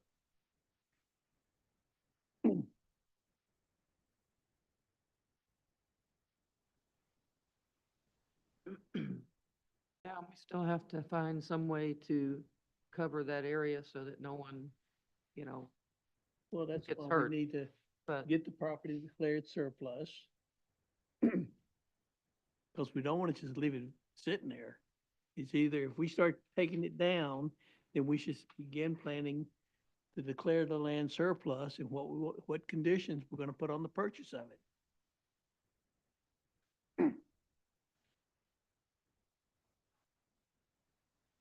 Mayor, what do you think? I mean, I personally, I've heard from it, I've probably heard equally from people that don't want to spend a lot of money, and to people that, I think their main concern is that the bricks don't go somewhere like, or they don't get their bricks back or whatever. And I said, well, I think the city's goal is that they would repurpose the bricks at something that would be dedicated to the sesquicentennial with a plaque, the 150th birthday. So, I mean, when I've told people that, they weren't upset. They were like, okay, well, they didn't understand that. They just didn't want them to be thrown away or Right. anything like that. And I said, well, I don't think anybody ever intended on doing that. But something has to be done about the park because it cannot just continue to be falling in the ground, falling in the hole. I checked it last time. I mean, that one corner, as soon as you go in on the left, it's really bad. And it's making the brick that's holding all that dirt with the, like it's gonna fall over at some point, and all that soil's gonna fall down. With some of these heavy rains and stuff, I've been kind of looking over there to see if that's gonna happen. I don't know how the drainage is in there. So if it holds a lot of water and weight, I was concerned that it might push that wall that's holding all that soil out. On that pergola is a lot of weight on that area. Heavy. I mean, I wouldn't want that thing to fall for any reason, you know what I mean? Yeah, I mean, looking from a safety standpoint. So the longer we let it sit there, the worse it's gonna get, so. I think we should ask Public Works, what would it take to pick up the bricks and disassemble the pergola and store it? The pergola, you would probably have to have a crane to get it down on the ground, due to its width and trying to transport it. No matter how you turn it, it's either too wide or we're taking stoplights down, so we'd probably have to cut it in half into two pieces to transport it, and then wherever we put it back together, wherever we're going to, just weld it back together with that. This question is, do we want to keep it? So, Because if we just want to keep it, Not, it's not 20 foot necessarily take wide. it apart. It's too wide. If you stand it up this way, you're hitting traffic lights going down the road. This way, you don't got enough room to get it there, Well, to get it to Public Works. taking it to the, just right over here. I mean, it's, what, the Civic Center, Civic Center. Is it And possible? it'd take a lot of, traffic control and stuff because it's gonna be 20 foot wide. Travel lanes are 12 foot. a night move. Yeah, so you'd have to have a crane to get it off, set it down, then the crane have to move to the other end to set it off, once you got where you was going with it. I know that some of the folks that bid on it, that was how they was gonna get it, they was gonna get it on a crane and then set it over into the fence at Public Works with a crane. And that's some of the costs that you were seeing associated. Know that we wanna move it twice, that'd be too expensive. We're trying to save money here, we just wanna move it once. Either way, we've gotta move it. If it gets repaired, if by some miracle, the community says, hey, we want to go and raise money to save this, and they get the money to be able to do that, either way, it's gotta be moved. So if it's gonna be moved to say like, I wish Brian was here, but I'd like to be able to use it in a place and maybe put a plaque on it or something that. Well, it's like I say, it's welded together in joints. You could cut it apart into joints and then Okay. transport it, store it somewhere other than a crane just to get it down where we can work on it. The rest of that could be handled by staff and the equipment that we have. Yeah, Burke and Brian have talked about that in the potential placement over at the Civic Center. So that, I mean, since city council I mean, talked about it's this last beautiful year. over there. The trees Mhm. create a natural canopy. And then is there some way And that then you could outfit that pergola, so that it's weatherproof or whatever, if you were to have some sort of event out there? I mean, that is like to me, I think that's a perfect little wedding venue, because you have the Civic Center there that has a full kitchen and a full auditorium and bathrooms and everything. I mean, there's that looks, shelter that there. is wonderful green space, that I think people would really actually use a lot for like a wedding venue. Wedding venues are very expensive. And this is much nicer than going to the magistrate's office or, to get married at the jail or whatever, because I think the magistrate's now in the jail.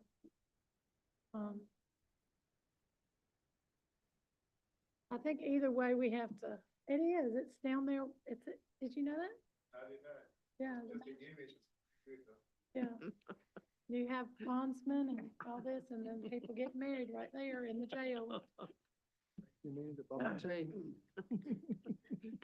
So romantic. Not very romantic.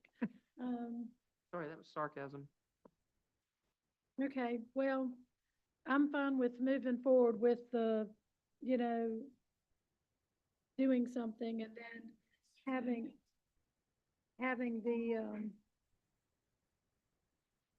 the public participate in the downtown master plan rewrite and give us some input as to how they reimagine this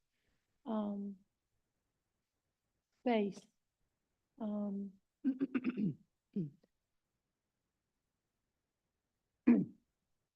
I think we should go ahead and make a motion to take the pergola down, cut it, store it, pick up the bricks, move it, consider reassembling pergola over at Civic Center, and then we'll make a decision in regards to the bricks, Well, whether we use them there or. how long would it take you to decide whether you could move it directly from the Centennial Park to the Civic Center, so we wouldn't have to move it twice? Have to do some checking on that, and the other thing is we would need, if we're gonna run a crane and remove it in one piece, we would also need a place ready to set it there with the crane, so the crane's making one trip to town, because they're pretty expensive now. Correct.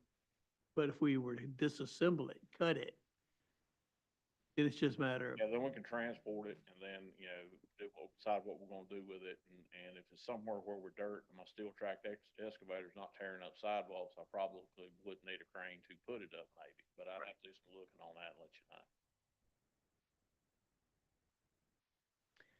Okay. a plan for what it would, Do you see what if you're you saying? move it That- without cutting it, Do something. what that would cost, and then if we cut it into pieces, and, what would that cost? It'll be a Cause hazard. cut it, then re-weld it. He's gonna fix it, so you can fix it, Bert, can't you, so that it's not a trip hazard over there? If you get everything up, you Well, can, what if you're gonna just take memorial bricks, or you just talking about taking all the bricks out? If you're gonna tear everything out, you haul some dirt in, and then you grade it, seed it, straw it, and there it is. even if I said I have $500,000 and we're gonna repair it, if we said we're gonna do that, you would still have to do everything that we're talking about right now, right? You have to remove everything, right? The company would that was Yeah. big. Yeah, the company would, now depends on if you're, how much are you trying to save to repurpose, or whether you're just getting rid of it. There's, that affects the cost. Well, there's nothing, I mean, we're repurposing the benches, repurposing the pergola, and repurposing the Clock- brick, The clock and the memorial. and the clock and and the brick. The Memorial brick. Mhm. And now, Everything the else rest would, of it, you can just, haul it off and haul some dirt in to level it up. right. So Turn it it's back not to a what it was. hazard anymore. Yeah. Okay. Fine with that, but, I will point out that Councilmember Hall had a motion to leave it as it is. I didn't hear a second, so I don't know if the motion died for a second or if you wanted to call for a second, just maybe before we move a little bit further in the process. I didn't hear anybody second, so I think it died. Died for a lack second. of a second. Okay, thank you.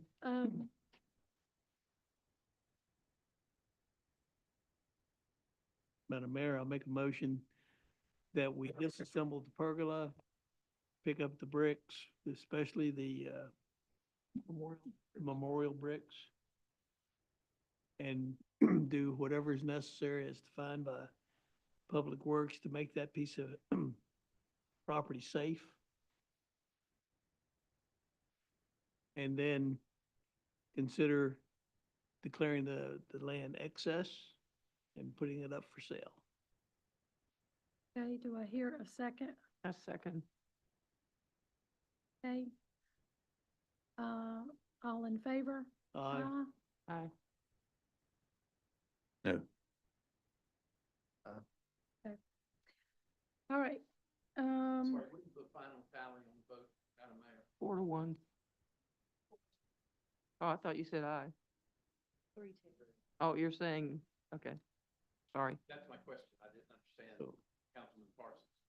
It didn't really say all opposed. So what did you object to, just taking it apart right now? Is that what you're objecting to? No, Just- I object right now to propose putting it up for sale. Oh. I mean, if it's safe, if Public Works can get it where it's safe again, the first part of the motion was I don't fine, think, but I'm not ready to propose putting it up for sale at this well, point. okay, wait, maybe I misunderstood that. I don't think that's what he was saying. We're not gonna dig up the No, basement and no, but- remediate But the this. second part of your motion was to declare Consider it it. surplus. Consider, Okay. consider, And just so Declaring we're the- clear, the that would land. have to come back to city council Right. for action before that could be declared surplus.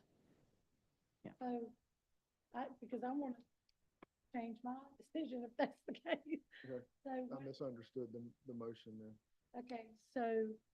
we're gonna who's disassemble it. voting? I can go with Bobby's motion. Okay, so it's 4-1 in favor of going ahead and removing it and making it safe. And then hearing from the public as to how we could be repurposing that space, but that the cost to repair it is close to $500,000, and that we don't feel comfortable, well, we don't We will we not. don't have the money to do that at this time, but we have to do something now to make it safe. And this is what we do have the money to do to try to make it safe. All the memorial brick will be saved. It will be repurposed. The clock will be repurposed. Pergola will be repurposed, and the benches will be repurposed. Would city council consider just taking a brief recess? Council, consider hearing a comment. Well, it's not a public hearing, but I'm happy to hear your comment if you'll limit it, because I think she needs to take. I will. Thank you so much. I heard you say, Madam Mayor, that in just prior to this comment, that then you would hear from the public. And I guess my question fundamentally is how this council can make this decision without having heard a public hearing, held a public hearing to hear from the public. I find this absolutely unprecedented and surprising, disappointing. I also, in terms of the comment that the city doesn't have any money, I would just remind the council that the council had a $600,000 grant given by the state at the basically direction of Senator Amy Gailey. Spent that money, could have spent it on this purpose, decided not to, spent it on other purposes.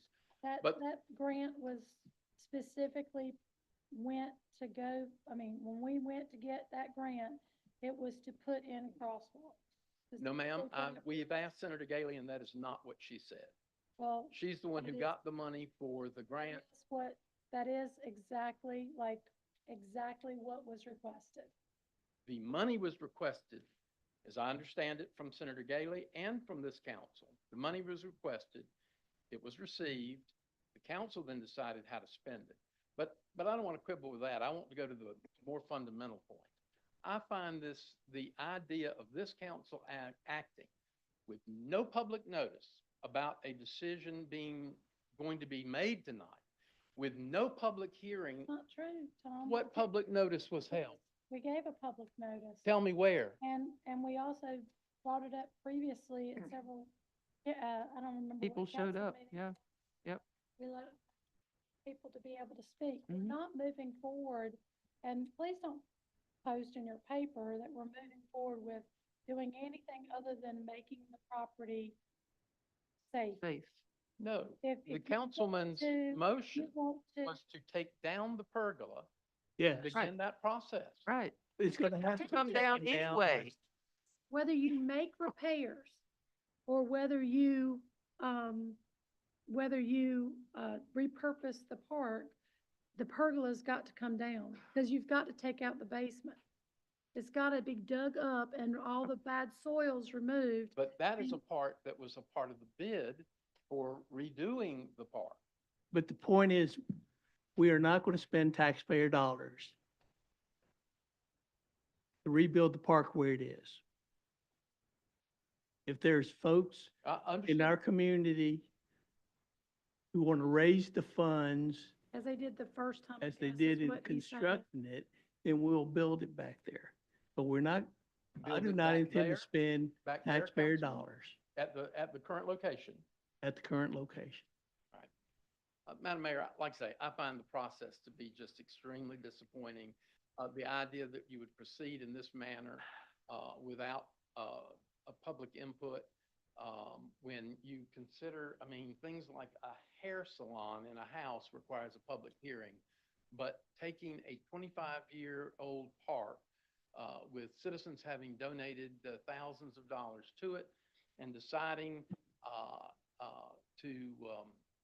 to just demolish take down the pergola and begin the process of demolition.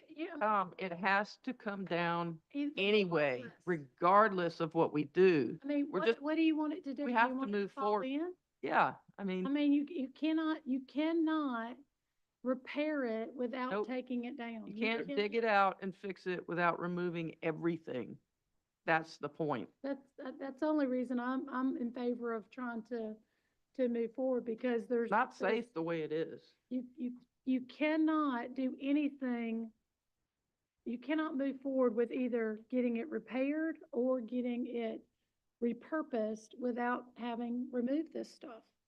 I mean, regardless, would you not agree with that statement? No, ma'am, I do not agree with that. There was a motion earlier. What? There was a motion earlier, Mayor. I believe I heard it clearly from Councilman Hall to leave things as they are.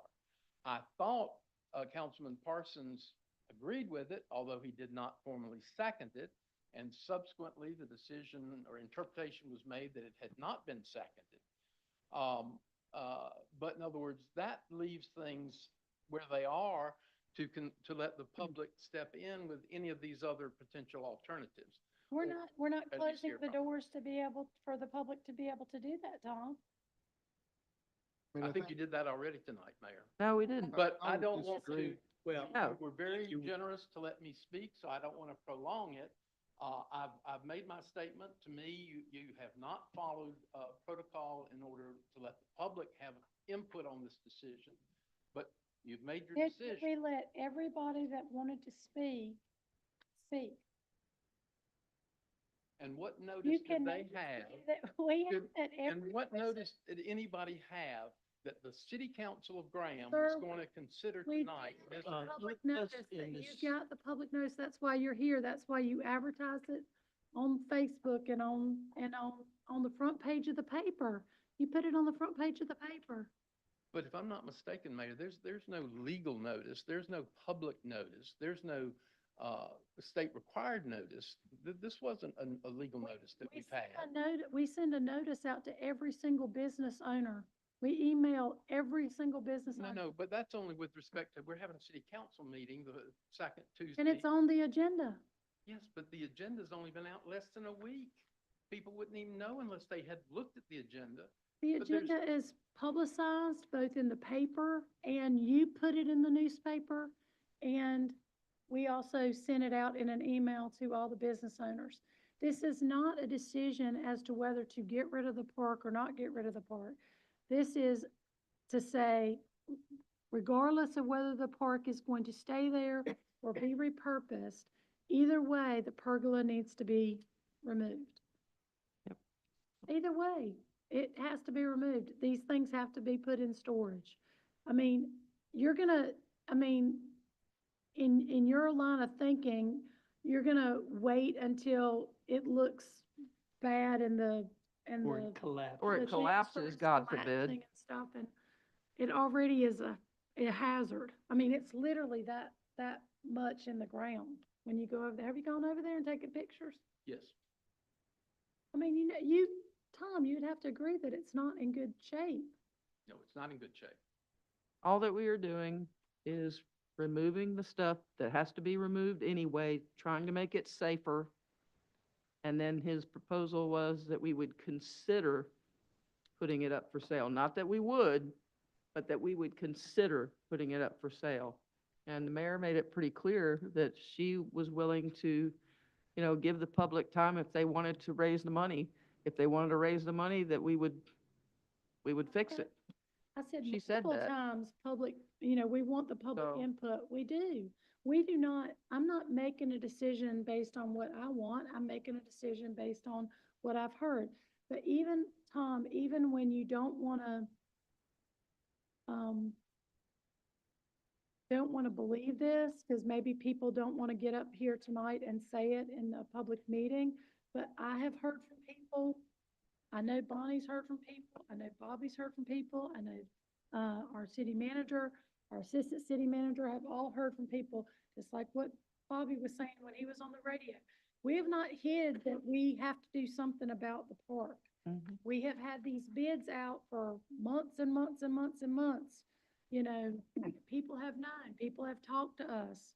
I've had downtown business owners talk to us, but they maybe don't want to necessarily say this, but they don't want to spend hundreds of thousands of dollars on something. And I like the park as well. I wish we could come up with something that maybe I'm not even thinking of, that's a better repurposing of that so that you could hold events there or have more use of it.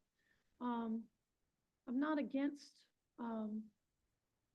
hearing from any of those things, and we're not making any final decisions tonight. But regardless of the final destination of the park, whether it's repaired or whether it's repurposed, you have to do this step to get it to the place where we can make that decision. Either way, the pergola's got to come down. Either way, the benches have to come up, the bricks have to come up. I mean, that's just construction. That shouldn't be your opinion or my opinion. We shouldn't be disagreeing on that. Again, thank you for having allowed me to comment. In regards to the We overdraw, take a break. oh, I'm so sorry, yes. And Mayor, Motion make to a break- motion, then we go into recess for 10 minutes. Yes. Yes. You're welcome.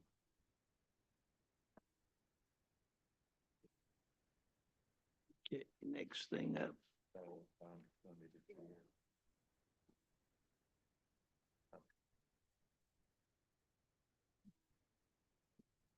Bob, Bob, on the, when you get ready for the closed meeting, is there a particular case y'all want to talk about?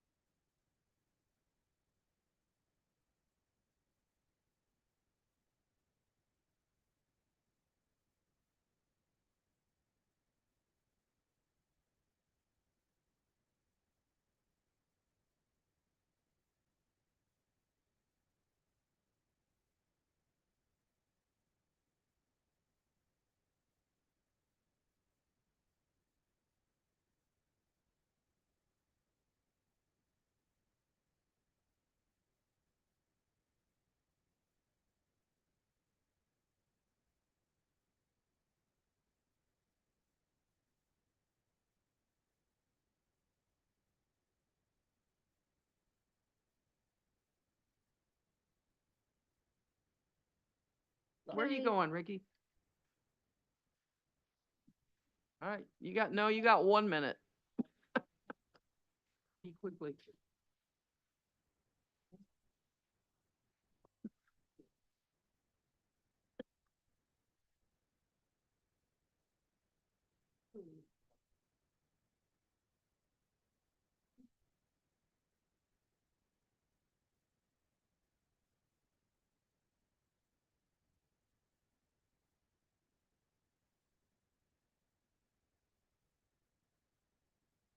Are we still recording, Aaron?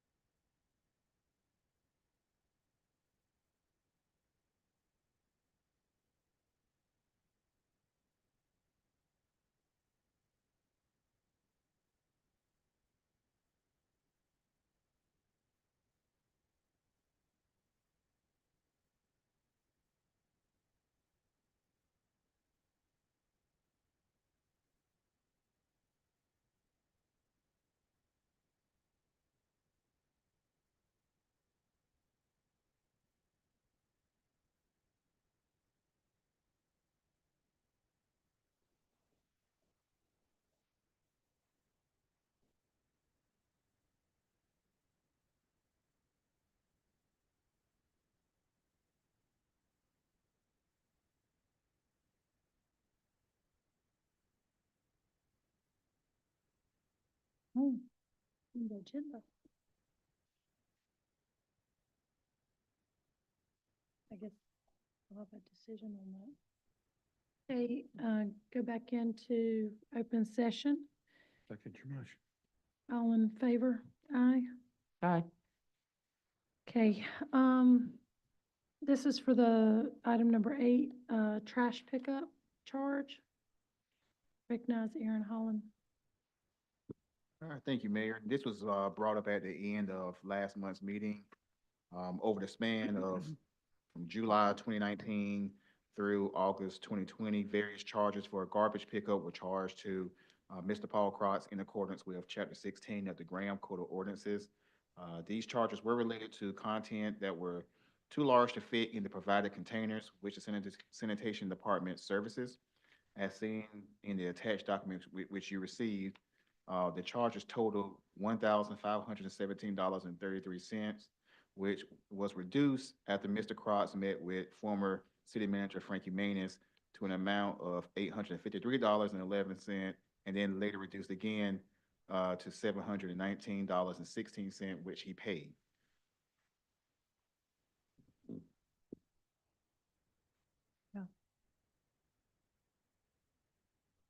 It was council's request that we bring forward the, I guess, timeline of that whole situation. Oh, I thought we thought that, I mean, wasn't it over like 4 times for picking up trash or something? It was multiple times. It was over a year's time that there were charges over that time within a year.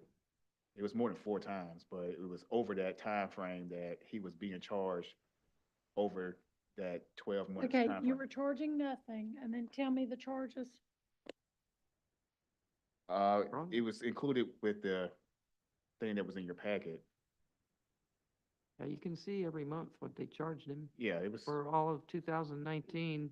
was over a year's time. Yeah, in 2020, let's see. Yeah, all the way from 7/29/2019 to 12/7/2020.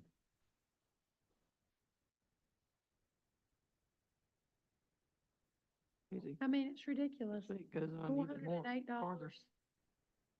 That's ridiculous for a one-time pickup. $408. Yeah. You cannot look at me with a straight face and tell me that that has not been, You're going back in time whenever none of us were involved with that. So I don't want to hear it. Uh, That's exploiting people. I don't agree with that. So I don't what is care it? who it is. I would feel the same way regardless. I don't agree with that. So what is it that, is being proposed as far as, Nothing was being charged before.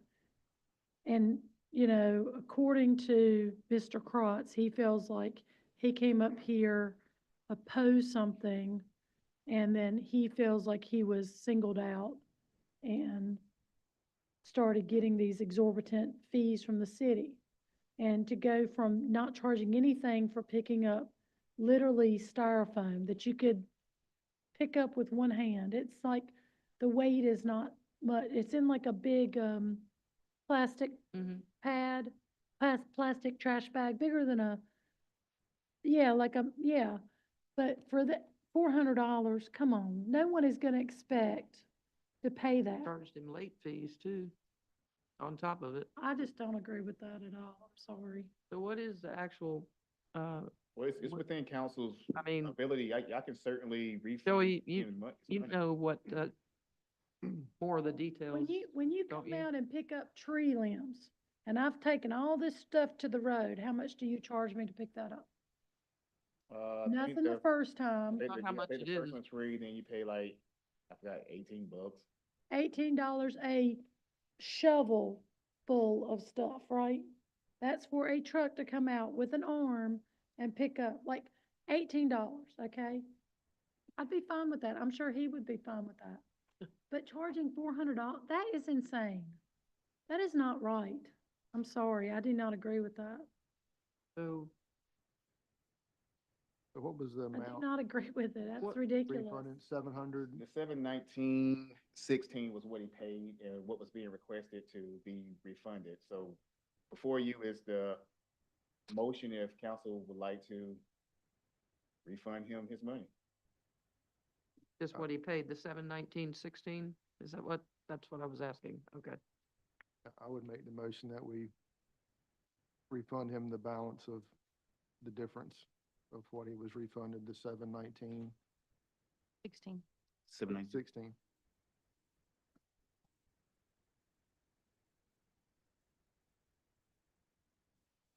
I second your motion. All in favor? Aye. Aye. So the 7/19/16 is what he paid? that we- Yes. They weren't charging anything for that kind of pickup. And then they said, oh, they're gonna start charging, but they didn't say how much.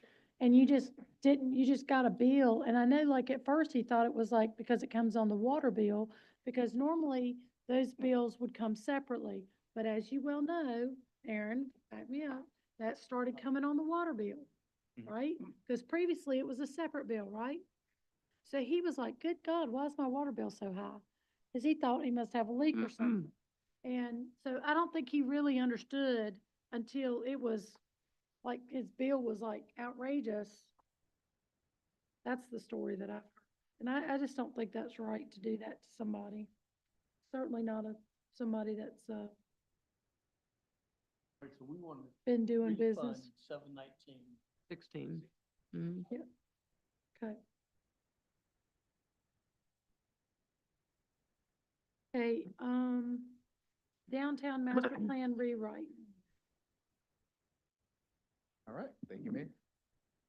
So at the conclusion of last month's council meeting, staff was directed to bring forth a formal motion to repeal the existing downtown master plan in anticipation of working towards a new plan in the upcoming fiscal year. City council would need to consider and approve, including the cost for this project in the upcoming fiscal year, and staff would need to obtain a consultant once approved. So basically, if it's at council's pleasure to repeal it, you can repeal it tonight, and whenever you decide you would like to move forward with the new downtown plan, we can work on getting the bids and all that stuff and move forward from there. So how long does it take to write a new one, and what are the ramifications of repealing it before we have So, anything new? so Would be my question. as it stands, having a plan does, it does benefit from the standpoint that you are able to leverage it for grants that might be out there, because Mhm. they do want to know, do you have this in a plan somewhere to do whatever it is that you're going forward in requesting the grant for. Not having it there would make it where we wouldn't have that ability, and we would sort of maybe not score as well in certain instances. The time frame to redo it, it just depends on the consultant that you bring in. The last one that we had, it took them 6 to 9 months once they got started. But you had to have the time before to, get your bid stuff together, put it out, review the consultants, select the consultants. So that takes time in itself. Probably more like a year. You're probably looking at a year from the time that you get the green light to move forward. And what are the positives of us repealing it now? I know the mayor had brought up that other plans reference areas within the downtown master plan sort of in a positive way, like the roundabouts, which may not be something that Graham would like to see, abundance of. Mhm. DOT continuously, even in the pedestrian plan, they had to be taken out, and I said, well, even in the master plan that they did approve that version, they had an addendum that said no roundabouts, but it's like nobody reads the addendum, so they're putting, even though the original one that is on the books now says no roundabouts, because it's in there in the beginning part, that's all the part they're reading. They're not reading the addendum that says that the council didn't approve that or didn't agree with that because there was such pushback from the community. So it's like, I feel like we need to repeal it, and I think that if there's something that comes up, that we say, hey, we're in the process of doing this, this rewrite, and then the next year it will be done and move forward with that. But I think it's a little concerning that, DOT is putting in that roundabout. They were looking at putting in another roundabout. I was able to successfully get that squashed from the, what do you call it? The STEEP plan? Still, STIP plan. So, and they were like, oh, yeah, we didn't read the addendum. So, I just think it like is misrepresenting really what the community wants. So I'm in favor of repealing it until we, but with the idea that we're rewriting it to be more reflective of what the community wants. yeah, I would absolutely say if you would want to repeal it, then the natural move would also be to have in mind that we would be replacing it with something. So. How long does it take for you to put out, for someone to help us with that rewrite? Well, being that we did one 5 years ago, we could probably look at the structure of how it was requested then, work off of it. I'll probably say a month or two. Okay, I make a motion that we, I had one more Sorry, question. yeah, Are sure. we legally required to have a downtown master plan? That would be my question to the attorney. We didn't have one until 5 years ago. Okay. I just want to make sure we're not violating any legal rules. make a motion to repeal the downtown master plan and that we incorporate, plans to, immediately start the process for rewriting a new downtown master plan, um, for the city of Green. Motion, Jennifer. All in favor? Aye. All opposed, motion carries.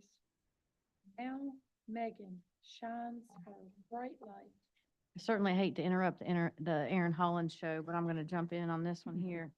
I'm glad you used the word exciting at the beginning of the meeting because this is an exciting time of year. It's personally my favorite.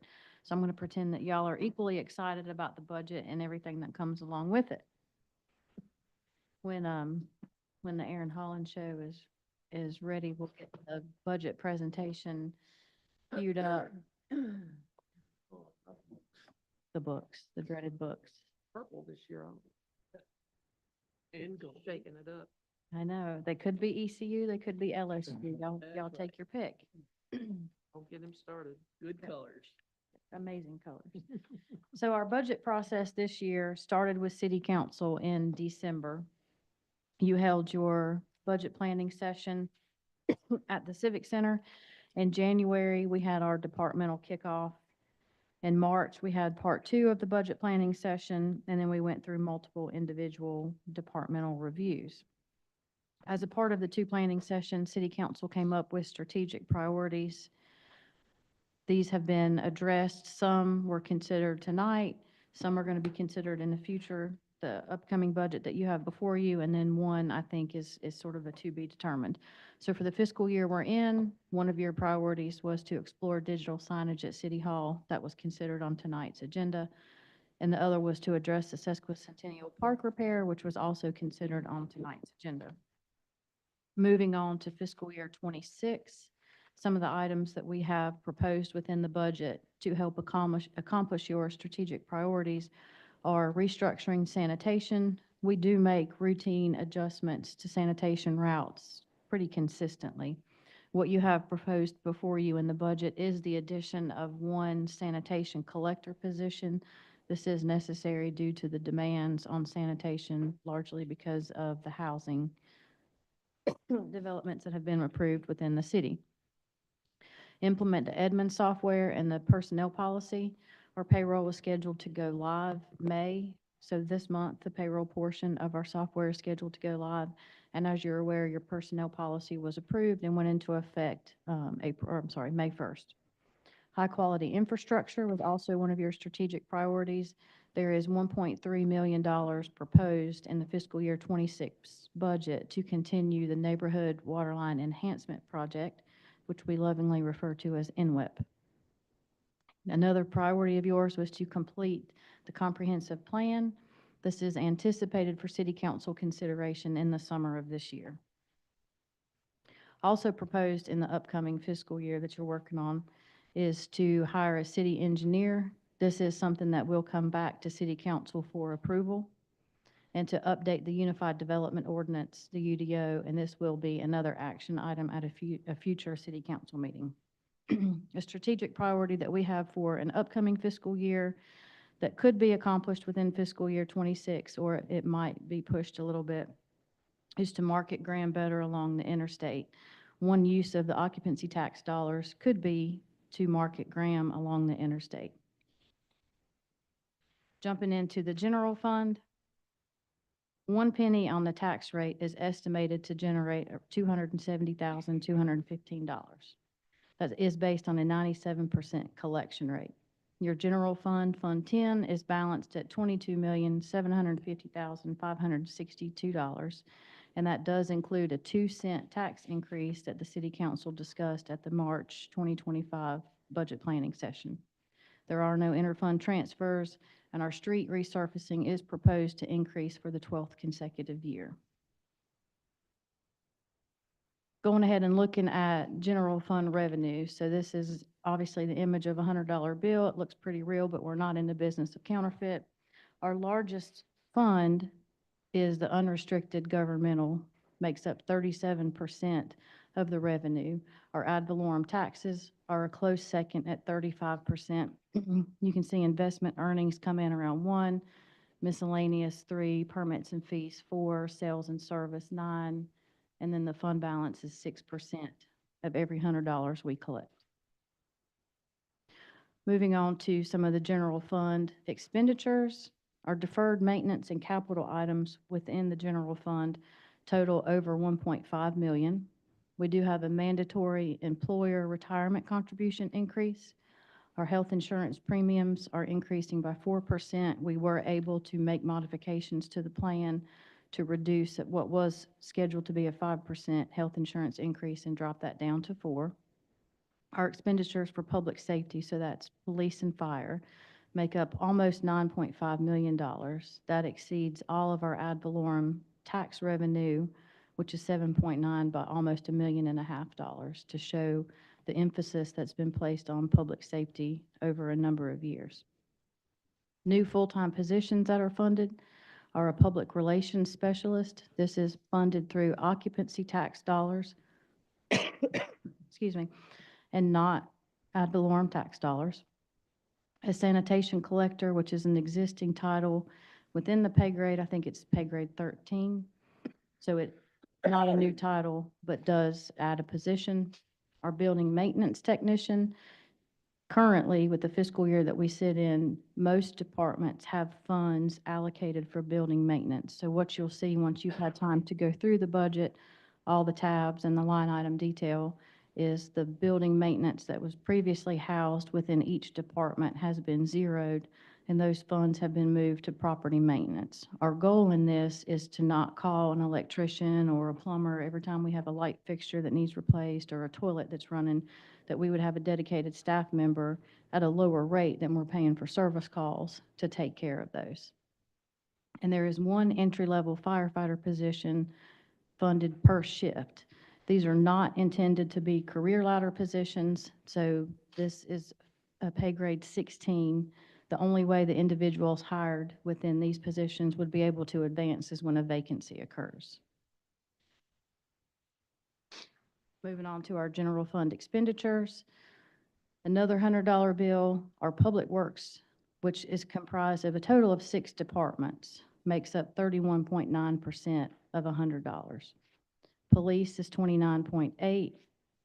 You can see fire is in the running at 11.6, and kind of where all of the other departments fall in. Your smallest are tourism, city council, followed by finance, IT. So those are all under 5% of every $100 that comes in.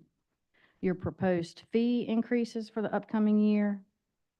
Inspections, your reinspection fees are currently $60. Those are proposed to go to $100. Your garbage and recycling, we have a 3% CPI increase with Republic. We are proposing a $1 increase on sanitation and recycling, so it's currently $13.50, and that is proposed to go to $14.50. On the police parking fees, it's currently $10 for any sort of citation. That is proposed to go to $20, and there would be a $10 late fee for every $30 30 days that it is delinquent up to 90 days. So once you get beyond 90 days, there's not continuously $10 tacked on forever. And once it meets the thresholds, they are submitted to debt set-off for collection. Your lake, so your boat rentals, your John boats, your canoes, your kayaks, right now it's split from anywhere between $4 an hour or $8 an hour, and we would just propose a flat fee of $15 for any sort of boat rentals at the lake. The next chart shows an individual breakdown of your general fund departments. Obviously, the longest line that you see on there is your police. It is 6.7 million, followed by streets and highways. Followed by fire at 2.6. Streets and highways round out your top 3. Moving on to the water and sewer fund, which is Fund 31. It is balanced at $13,093,600. There is a proposed rate increase of 4%. I think for the current year we're in, we were at 9. So on 1,000 gallons of usage, that is an extra 92 cents per month.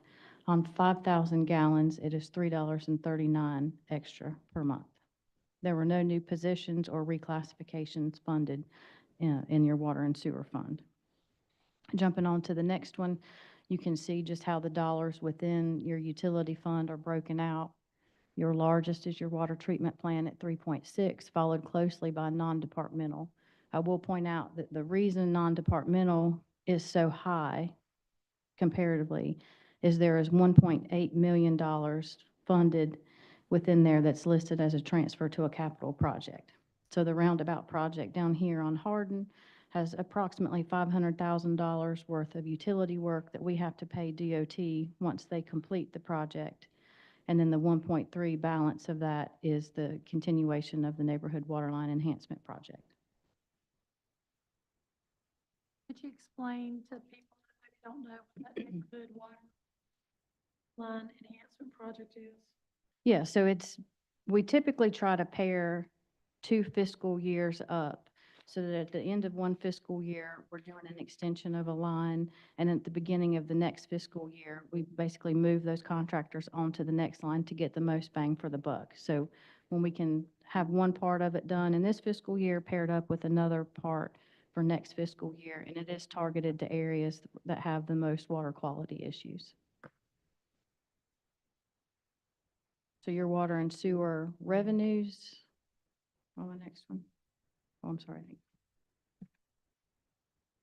So here's your revenues broken down within your utility fund. Services obviously make up 84% of all of the money that's brought in. You have in your budget book a lot of information. So there's a budget quick facts, there's the budget message, there are the breakdown of the revenues and expenditures, which go into a lot of detail on each department. You have your proposed pay plan, your proposed fee schedule, and everything that was submitted for a capital improvement item. So everything that's highlighted on the CIP was requested, approved for funding up to this point. There are items listed on there that were not recommended for funding. City Council has a work session scheduled for May 20th, so a week from today at 10 a.m. to go over the budget. Gives you a week to review, what you can of it, come in with questions. We'll be glad to answer anything you've got. If you come up with questions or want additional information before that, please don't hesitate to reach out. The budget public hearing will be on June 10th at 6 p.m. as a part of your regular council meeting. The budget will be available online tomorrow in its entirety, so the budget message and all the attachments will be posted on our website, and it's also available for inspection in the office of the city clerk. You said that when in the meeting, I brought up about, we weren't really sure last year when we did our, when we went down in our property tax rate from, what was it before? 47, I think 47.99, and then in the revow, it went to 28.99. So I think the fiscal year we're in is the second year in which we've been at revenue neutral at the time, which was 28.99. Okay, and so going up 2%, we're still down almost half of what we were. Significantly from Yep. the rate before. I read, actually, in, That revenue neutral rate was the 28.99, so it's going up 2 cents, right?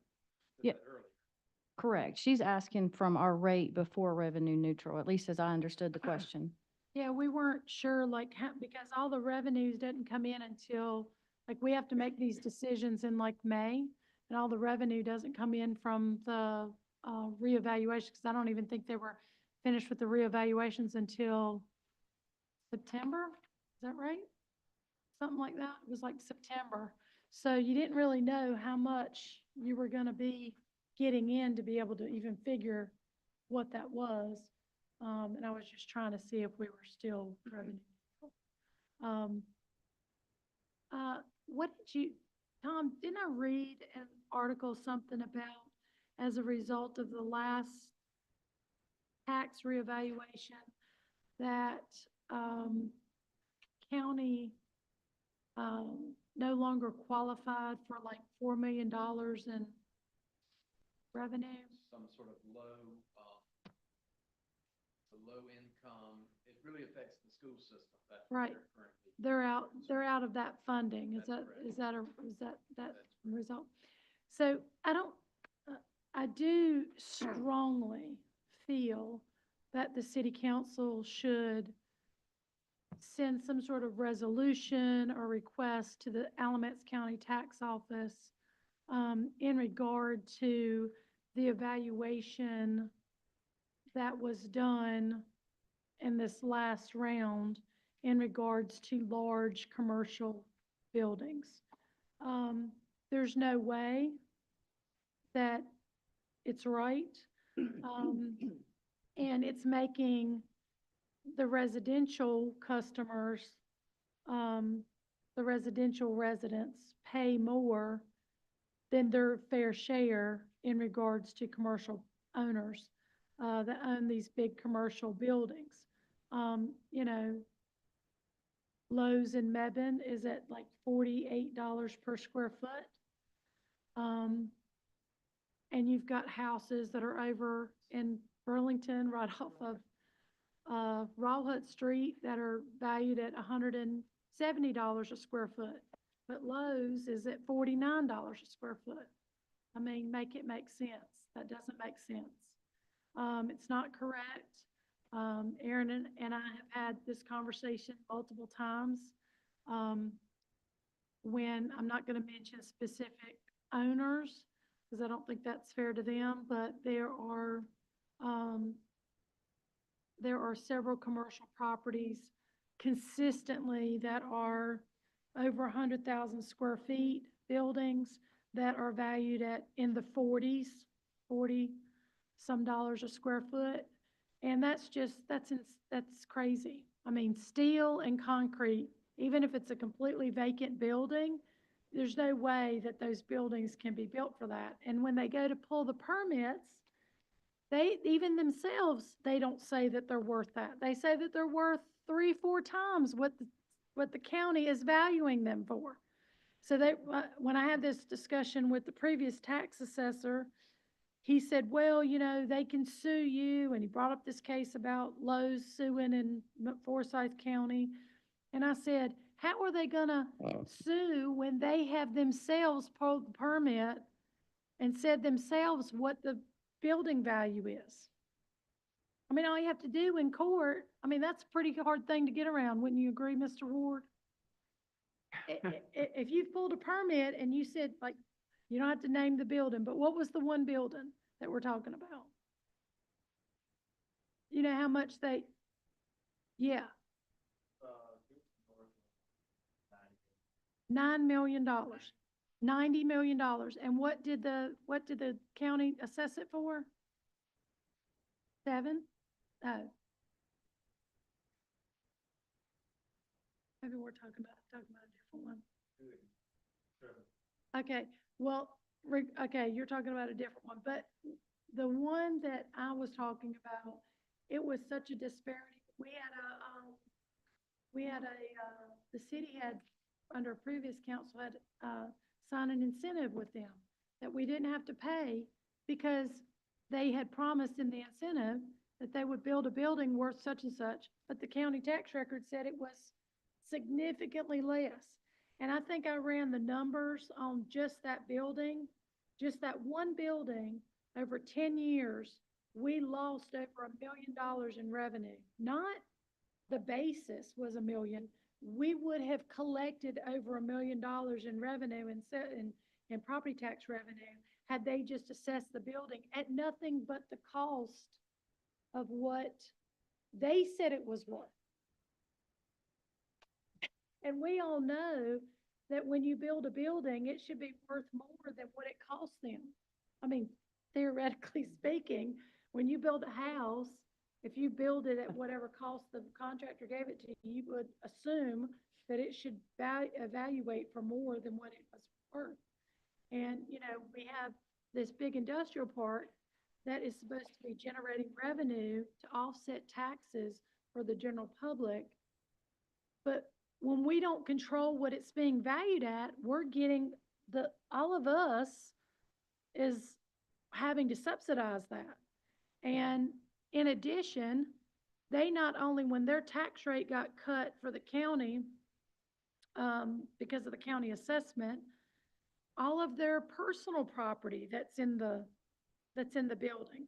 So all the equipment that runs UPS, all the equipment that runs Lidl, all the equipment that runs Amazon, all of that got cut in half. Got cut in half. So, you talk about revenue neutral, well, you can argue that case for real property, but what's your argument for all the personal property that now they pay less and they don't have any real property? Like they're just, say they're a renter and they just have a car that they're paying personal property tax on.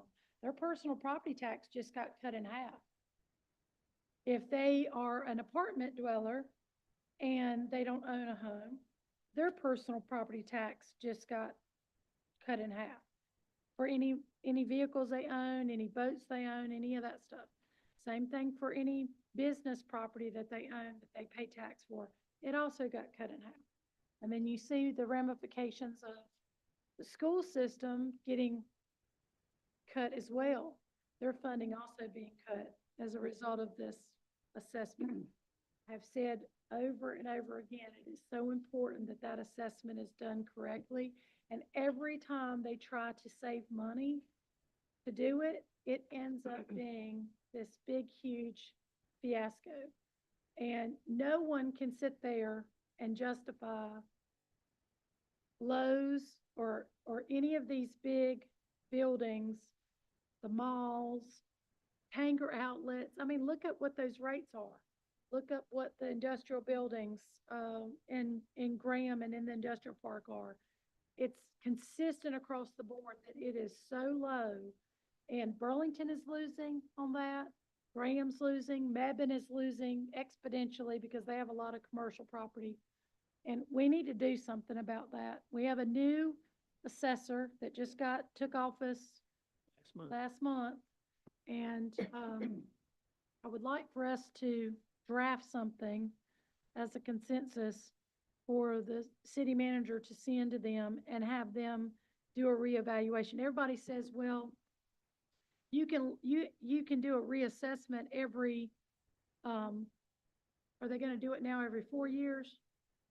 4 years instead of every 8 years? But you can actually request that be done on an annual basis if you believe something to be inaccurate. And I'm telling you, I will put my hand to paper, my signature, my pen to paper and say, it is absolutely inaccurate. And I do not have to be an appraiser to know it. It's just not correct. And it's killing us. Aaron, I mean, back me up. And it's just time after time after time, we pulled up property after property and it is incorrectly evaluated. So what is the feeling of the council? Agree. Totally agree with you. Yeah, if that's council consensus, I don't mind sending something, or we can also bring something back at the June city council meeting for ratification and send it to the elected officials at the county as well. That's up to you and your preference. Really want us to do something in regards. I'm not disagreeing with your underlying point, but the commissioners did have this discussion, and their ultimate conclusion was that it would be both legally risky, financially marginal to do things for these 10 or so largest buildings. Lowe's is the example everybody uses, Mebane and Burlington. And so they decided not to do so. I believe they were given, I listened to that meeting. Okay. I believe they were given incorrect information. And I believe that if they actually sat down and looked at the permits, because I did talk to a county commissioner after that and said, just look at the permits, just do your research and look at the permits and don't believe everything that some staff person gets up here to say because they don't want to do it. They didn't want to do it in-house anyways. They didn't want to spend the money to go get it done out properly, in my opinion, by somebody that's certified to do it. And we're ending up splitting the bill. You're paying more if you're in whatever city you live in, Tom, you're paying more because that person is not paying what they're supposed to be paying. And if I have to pay, you know, something that's $170 a square foot and it needs to make sense, then how, for a residential house that brings in, you know, $800 or $900 a month, and you've got, how much do you think Lowe's rents for? I'm just telling you what they conclude. Well, I don't, Well. I've done the math, and I'm telling you, I will hold up my math to anything that I just feel like they were not properly, did not have all the facts. Because I believe that the county commissioners were concerned about this issue, and I do believe ultimately, like, they're trying to fix the issue at the tax office, but I don't feel like we should have to wait, because I must feel like I wish we could do our own reevaluation of those things, because I believe that if we hired a third party, they would not come back with the same results. And I do think it would be significant to the tax base and bring in significant revenue to the city. I'm sorry, I just do. That's one building that would have brought in over $1 million in the last 10 years. I'm sorry, that's, you know, you multiply that out, that's a lot of money. And I'm for I don't even think that the businesses would even, the commercial owners of those properties would have even looked at their tax bill twice and, you know, complained about it or anything like that, because they know what their building is worth. They've had their building appraised and gone and gotten, I mean, go look at what the loans were on those buildings and look at what they're evaluated at. I'm happy to give you some research. Passing along Oh, well, I'm, what they say. yeah, I do think that if it's And they a are- closer look, I think a closer look is needed, and I just feel like, you know, when you ask people to do more work when they're already maybe stretched or whatever, they're not necessarily gonna be in favor of doing that. They're like, leave that for the next time. But, you know, how much does that cost the taxpayers? I don't agree with it. I know it's not right, and I'd like for us to try to do something about it, so. The next, Madam Mayor, are you finished with the budget? may I change topics to ask a question about the budget? Not on the, Yeah, tax. evaluation. On the sheet that you have the dollar bill chopped up for where the money comes from, I can't quite figure where you have sales tax. It should be in restricted. Restricted. It's 5%, but on the sheet that has the bullets, say the local sales tax is the second largest city revenue, representing approximately 30% of the total general fund in the narrative on page 9. You mind pulling that $100 back up? That's the first one. That's on page 7. Yeah, unrestricted. Sorry. So is the 30% mentioned in the narrative sort of 30 of the 30? Correct. Mhm. Okay. And then the underlying question is, how do sales tax revenues current year compare to what you projected in last year's budget? How on track or behind or above is the city based on your estimated sales tax revenues? I believe we're at least tracking on with the estimate for this fiscal year, if not above. So what's your assumption about next year? It's an increase. I don't recall the percentage right off.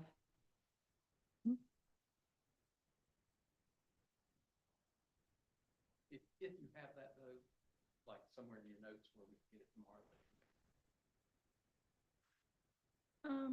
Now, you talk about 3 new firemen, in your budget. And are we looking at,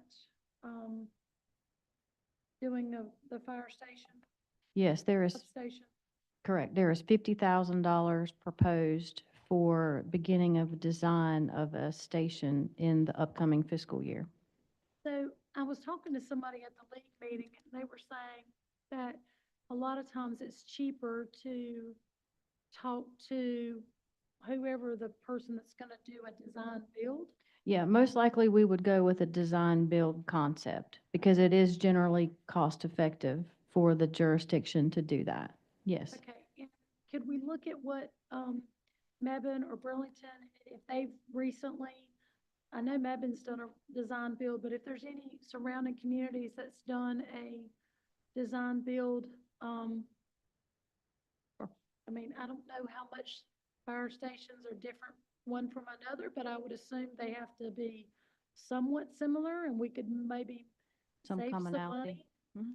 by kind of piggybacking off of that, and also like have a better idea of the budget. Like if it costs this much to do this, this is what you're gonna get, and if we don't quite have that much money, what will we need to give up to do it? Correct. Okay, Is the substation still slated to that track y'all bought several years ago between Rogers Road and Moore Street? I think we had talked about that, and, as a result of looking at some land at Graham Regional Park, I think that we're looking at trying to use that land. Is that correct, Megan? To use a portion of the property at Graham Regional, yes. The caveat that comes with that we talked about in March is that it would require a land swap because the parcel that was purchased outside of part of funds is not where the proposed station would be located. So in order to place it on land that was purchased with part of Parks and Recreation Trust Fund dollars, we would have to do a land swap with the state to basically make them whole for an equal amount of the land that we were taking for non-park purpose. But if we do it at the regional park, it would provide security, 24-hour, surveillance, so to speak, at the park. I think there'd be a lot of benefits to having it at the park. I liked that idea when it was being proposed previously. Does the city own some land Yeah. in that general vicinity that you could swap? No, you would have to purchase property. You couldn't count property that you already owned. So we would have to purchase property. Correct. But we would be looking to sell the existing property, is that not right?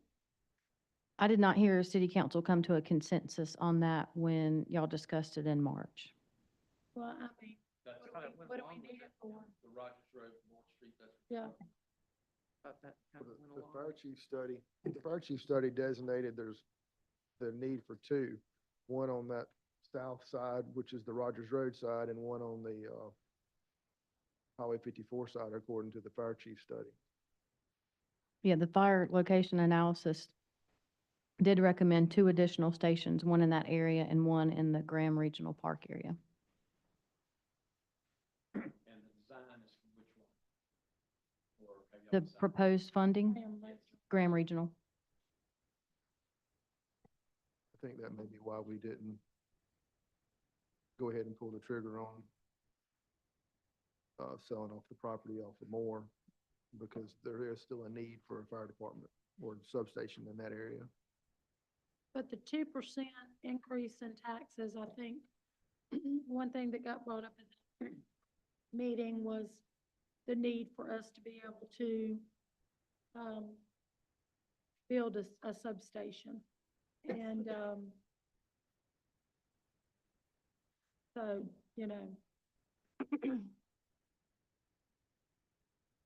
the 2% brings in how much revenue? You're at 270-ish per penny. So, 2% or 2 cents? let's say 2%. 2 cents.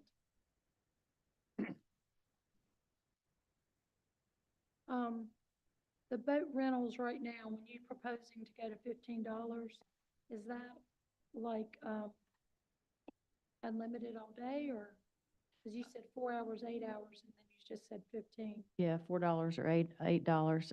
I believe it's just a flat rate of a boat rental. So $15, you could go out there and kick around on the John boat all day if you wanted. Was that consistent with what, say, like, do y'all rent John boats at Lake Camac or any of those?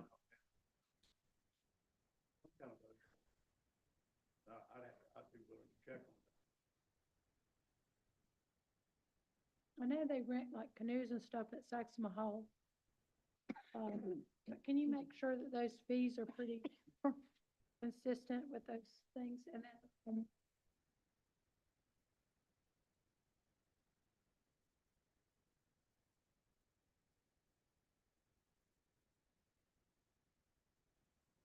and then there was some other fee. What was the other fee that you raised? Parking citations downtown from $10, well, not necessarily downtown, it could be anywhere, primarily downtown, from $10 to 20. And then the $10 late fee for every 30 days it was delinquent to stop at 90 days.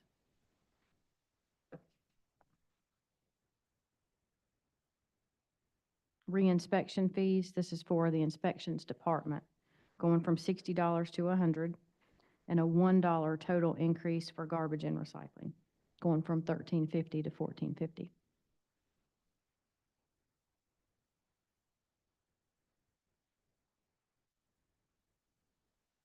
That's per month, right? Correct.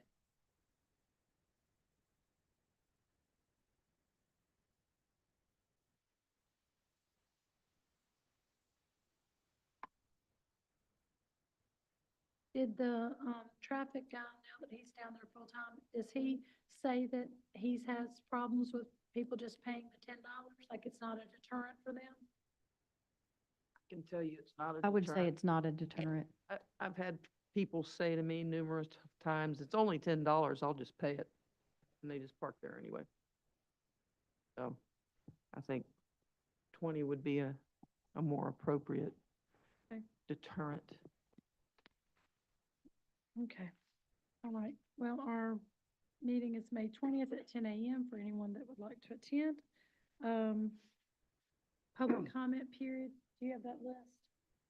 Okay, and then, Bob, did you have anything?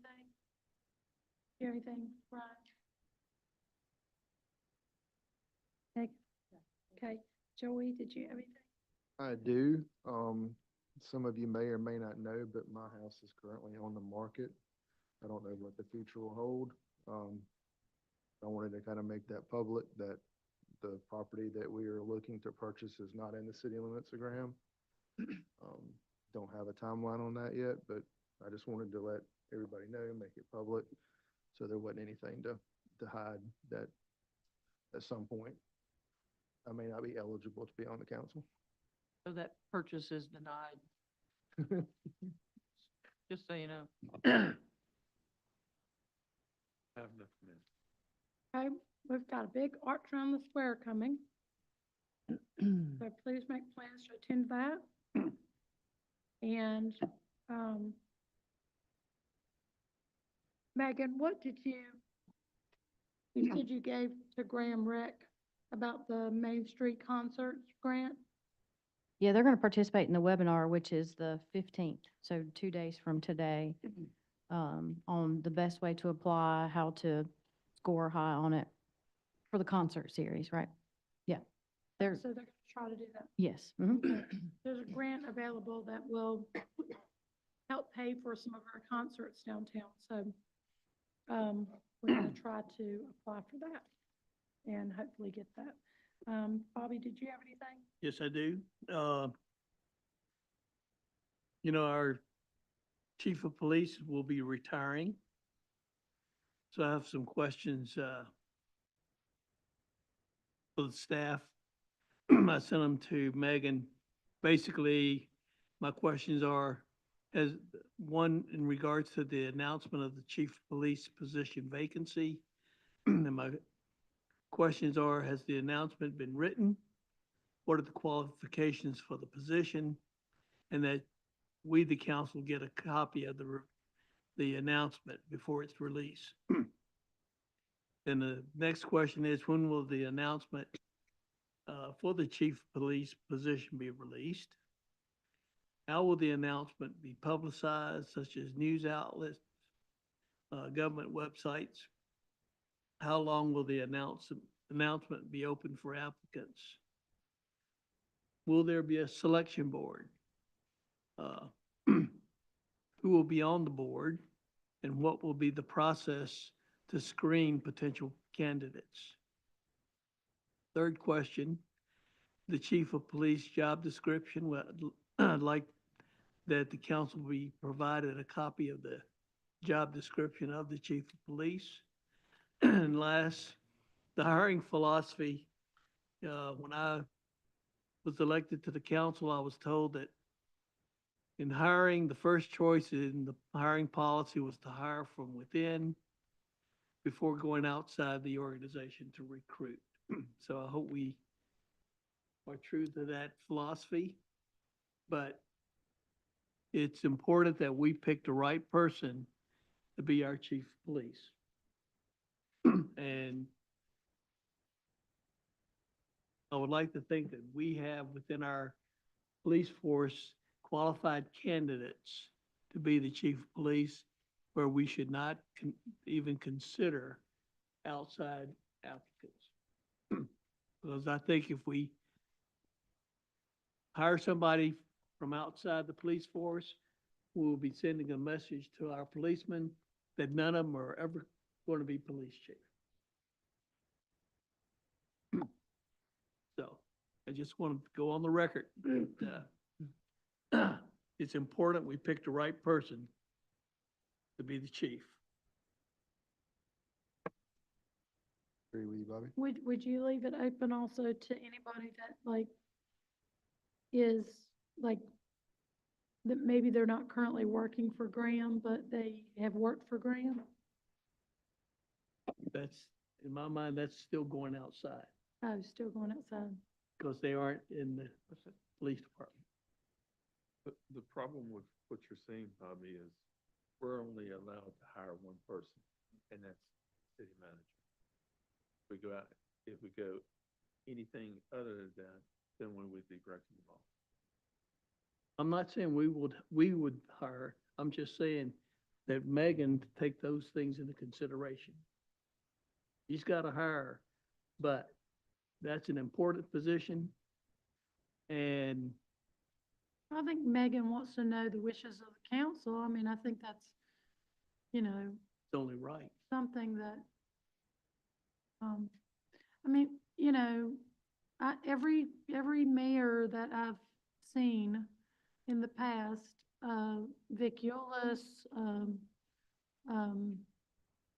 Jerry Peterman, all of them very much supported, and certainly elaborated at length about hiring from within. Now, did they always follow that decision? No, but they certainly, always advocated for, training people up.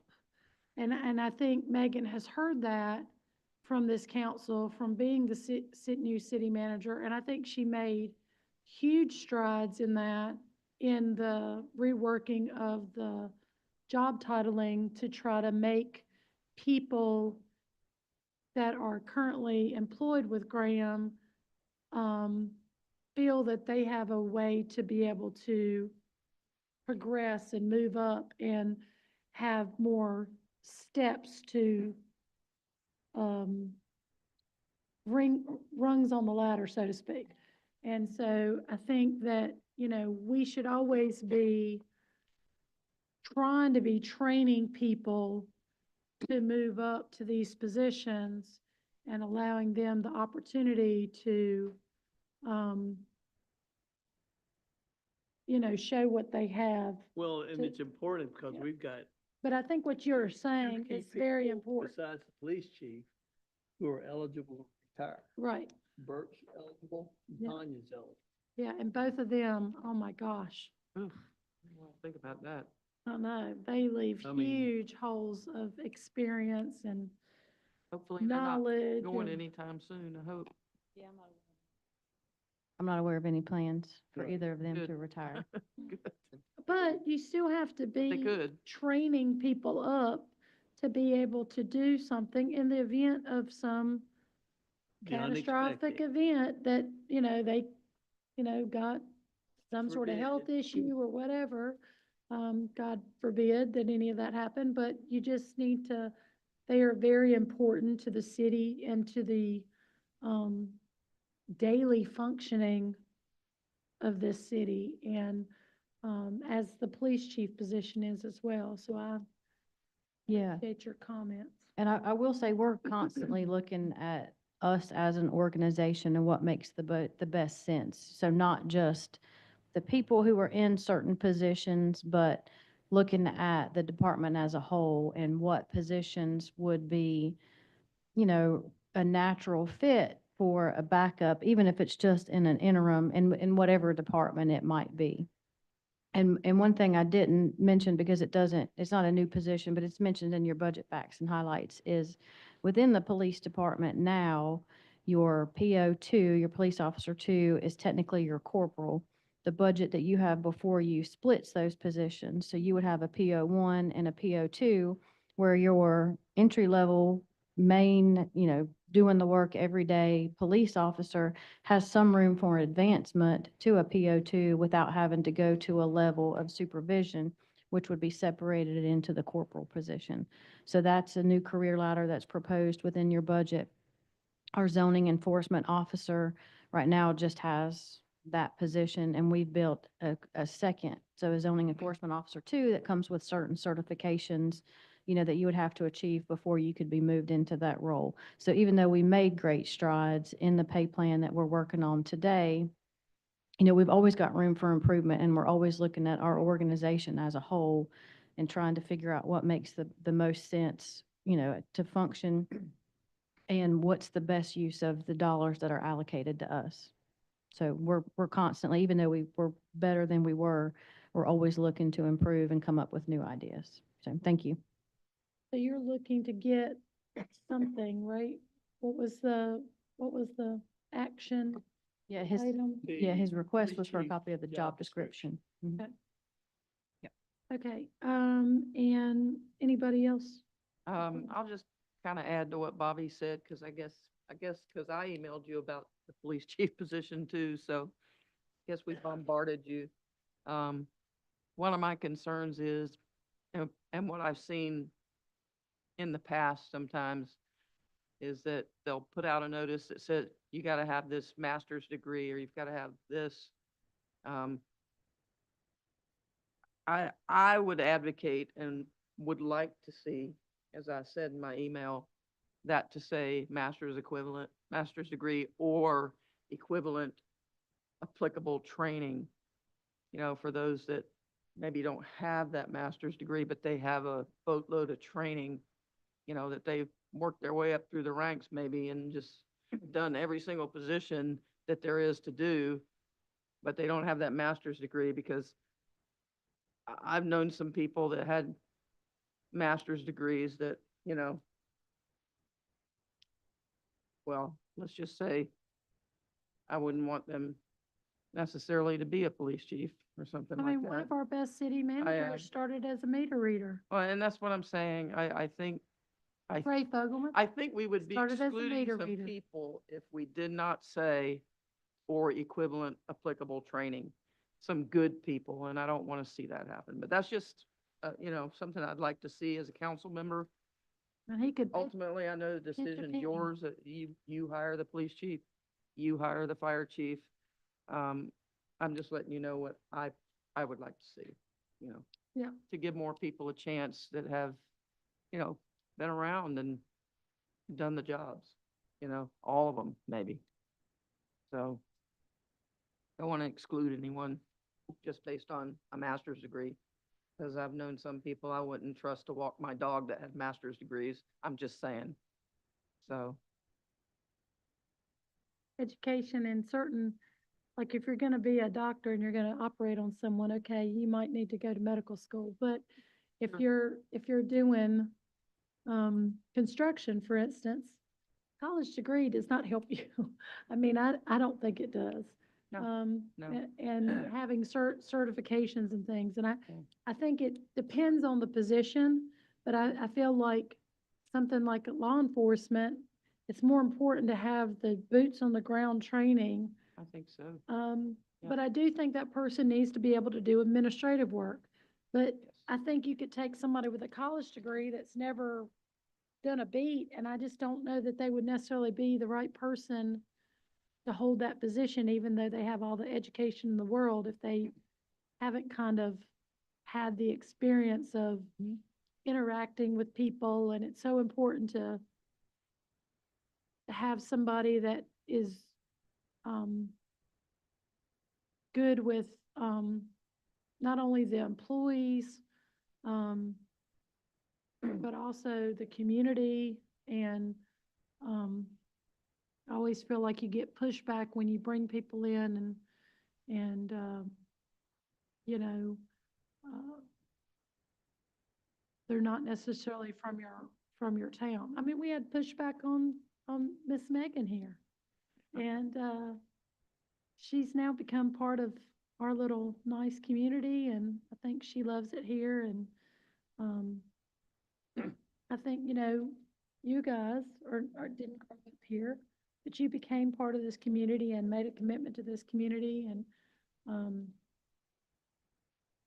I think that, having somebody as police chief, somebody that's gonna get out here and visit the businesses and visit participate with all the local community events and things like that, I think will really go a long way with them being accepted, I think, by our local community. Someone who's gonna be seen Yeah, and Yeah. support their officers. I think Yeah. that's really important. yeah, So- very important. So appreciate those comments. Only thing that I had was about the concerts, and Arts Around the Square will be this Saturday. And we have a car show at 4 o'clock following the Arts Around the Square that ends at around 4. They'll start breaking down, but we'll have an antique car show, and then we'll have Jordan Pickett playing on at 7 p.m. So lots going on this weekend in downtown Graham. I hope Arts Around the Square goes really well. We're looking forward to that event. And Closed session. yep. So do I have a motion for us to go into closed session? Go into closed session. Okay, for two separate issues pursuant to North Carolina General Statutes 143-318.11A3, to consult with the attorney employed or retained by the public body to preserve the attorney-client privilege between the attorney and the public body, and pursuant to North Carolina General Statutes 143-318.11A6 for a personnel issue. Second, I second. all in favor? Aye.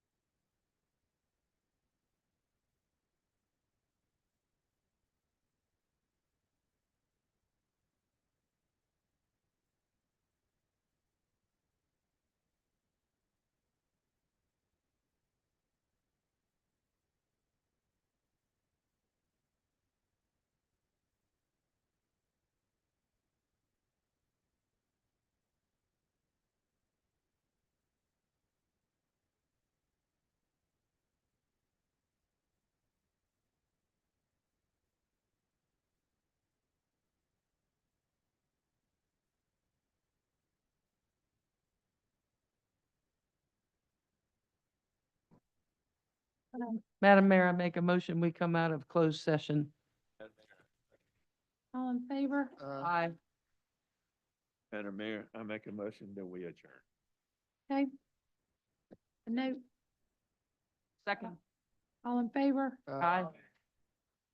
Motion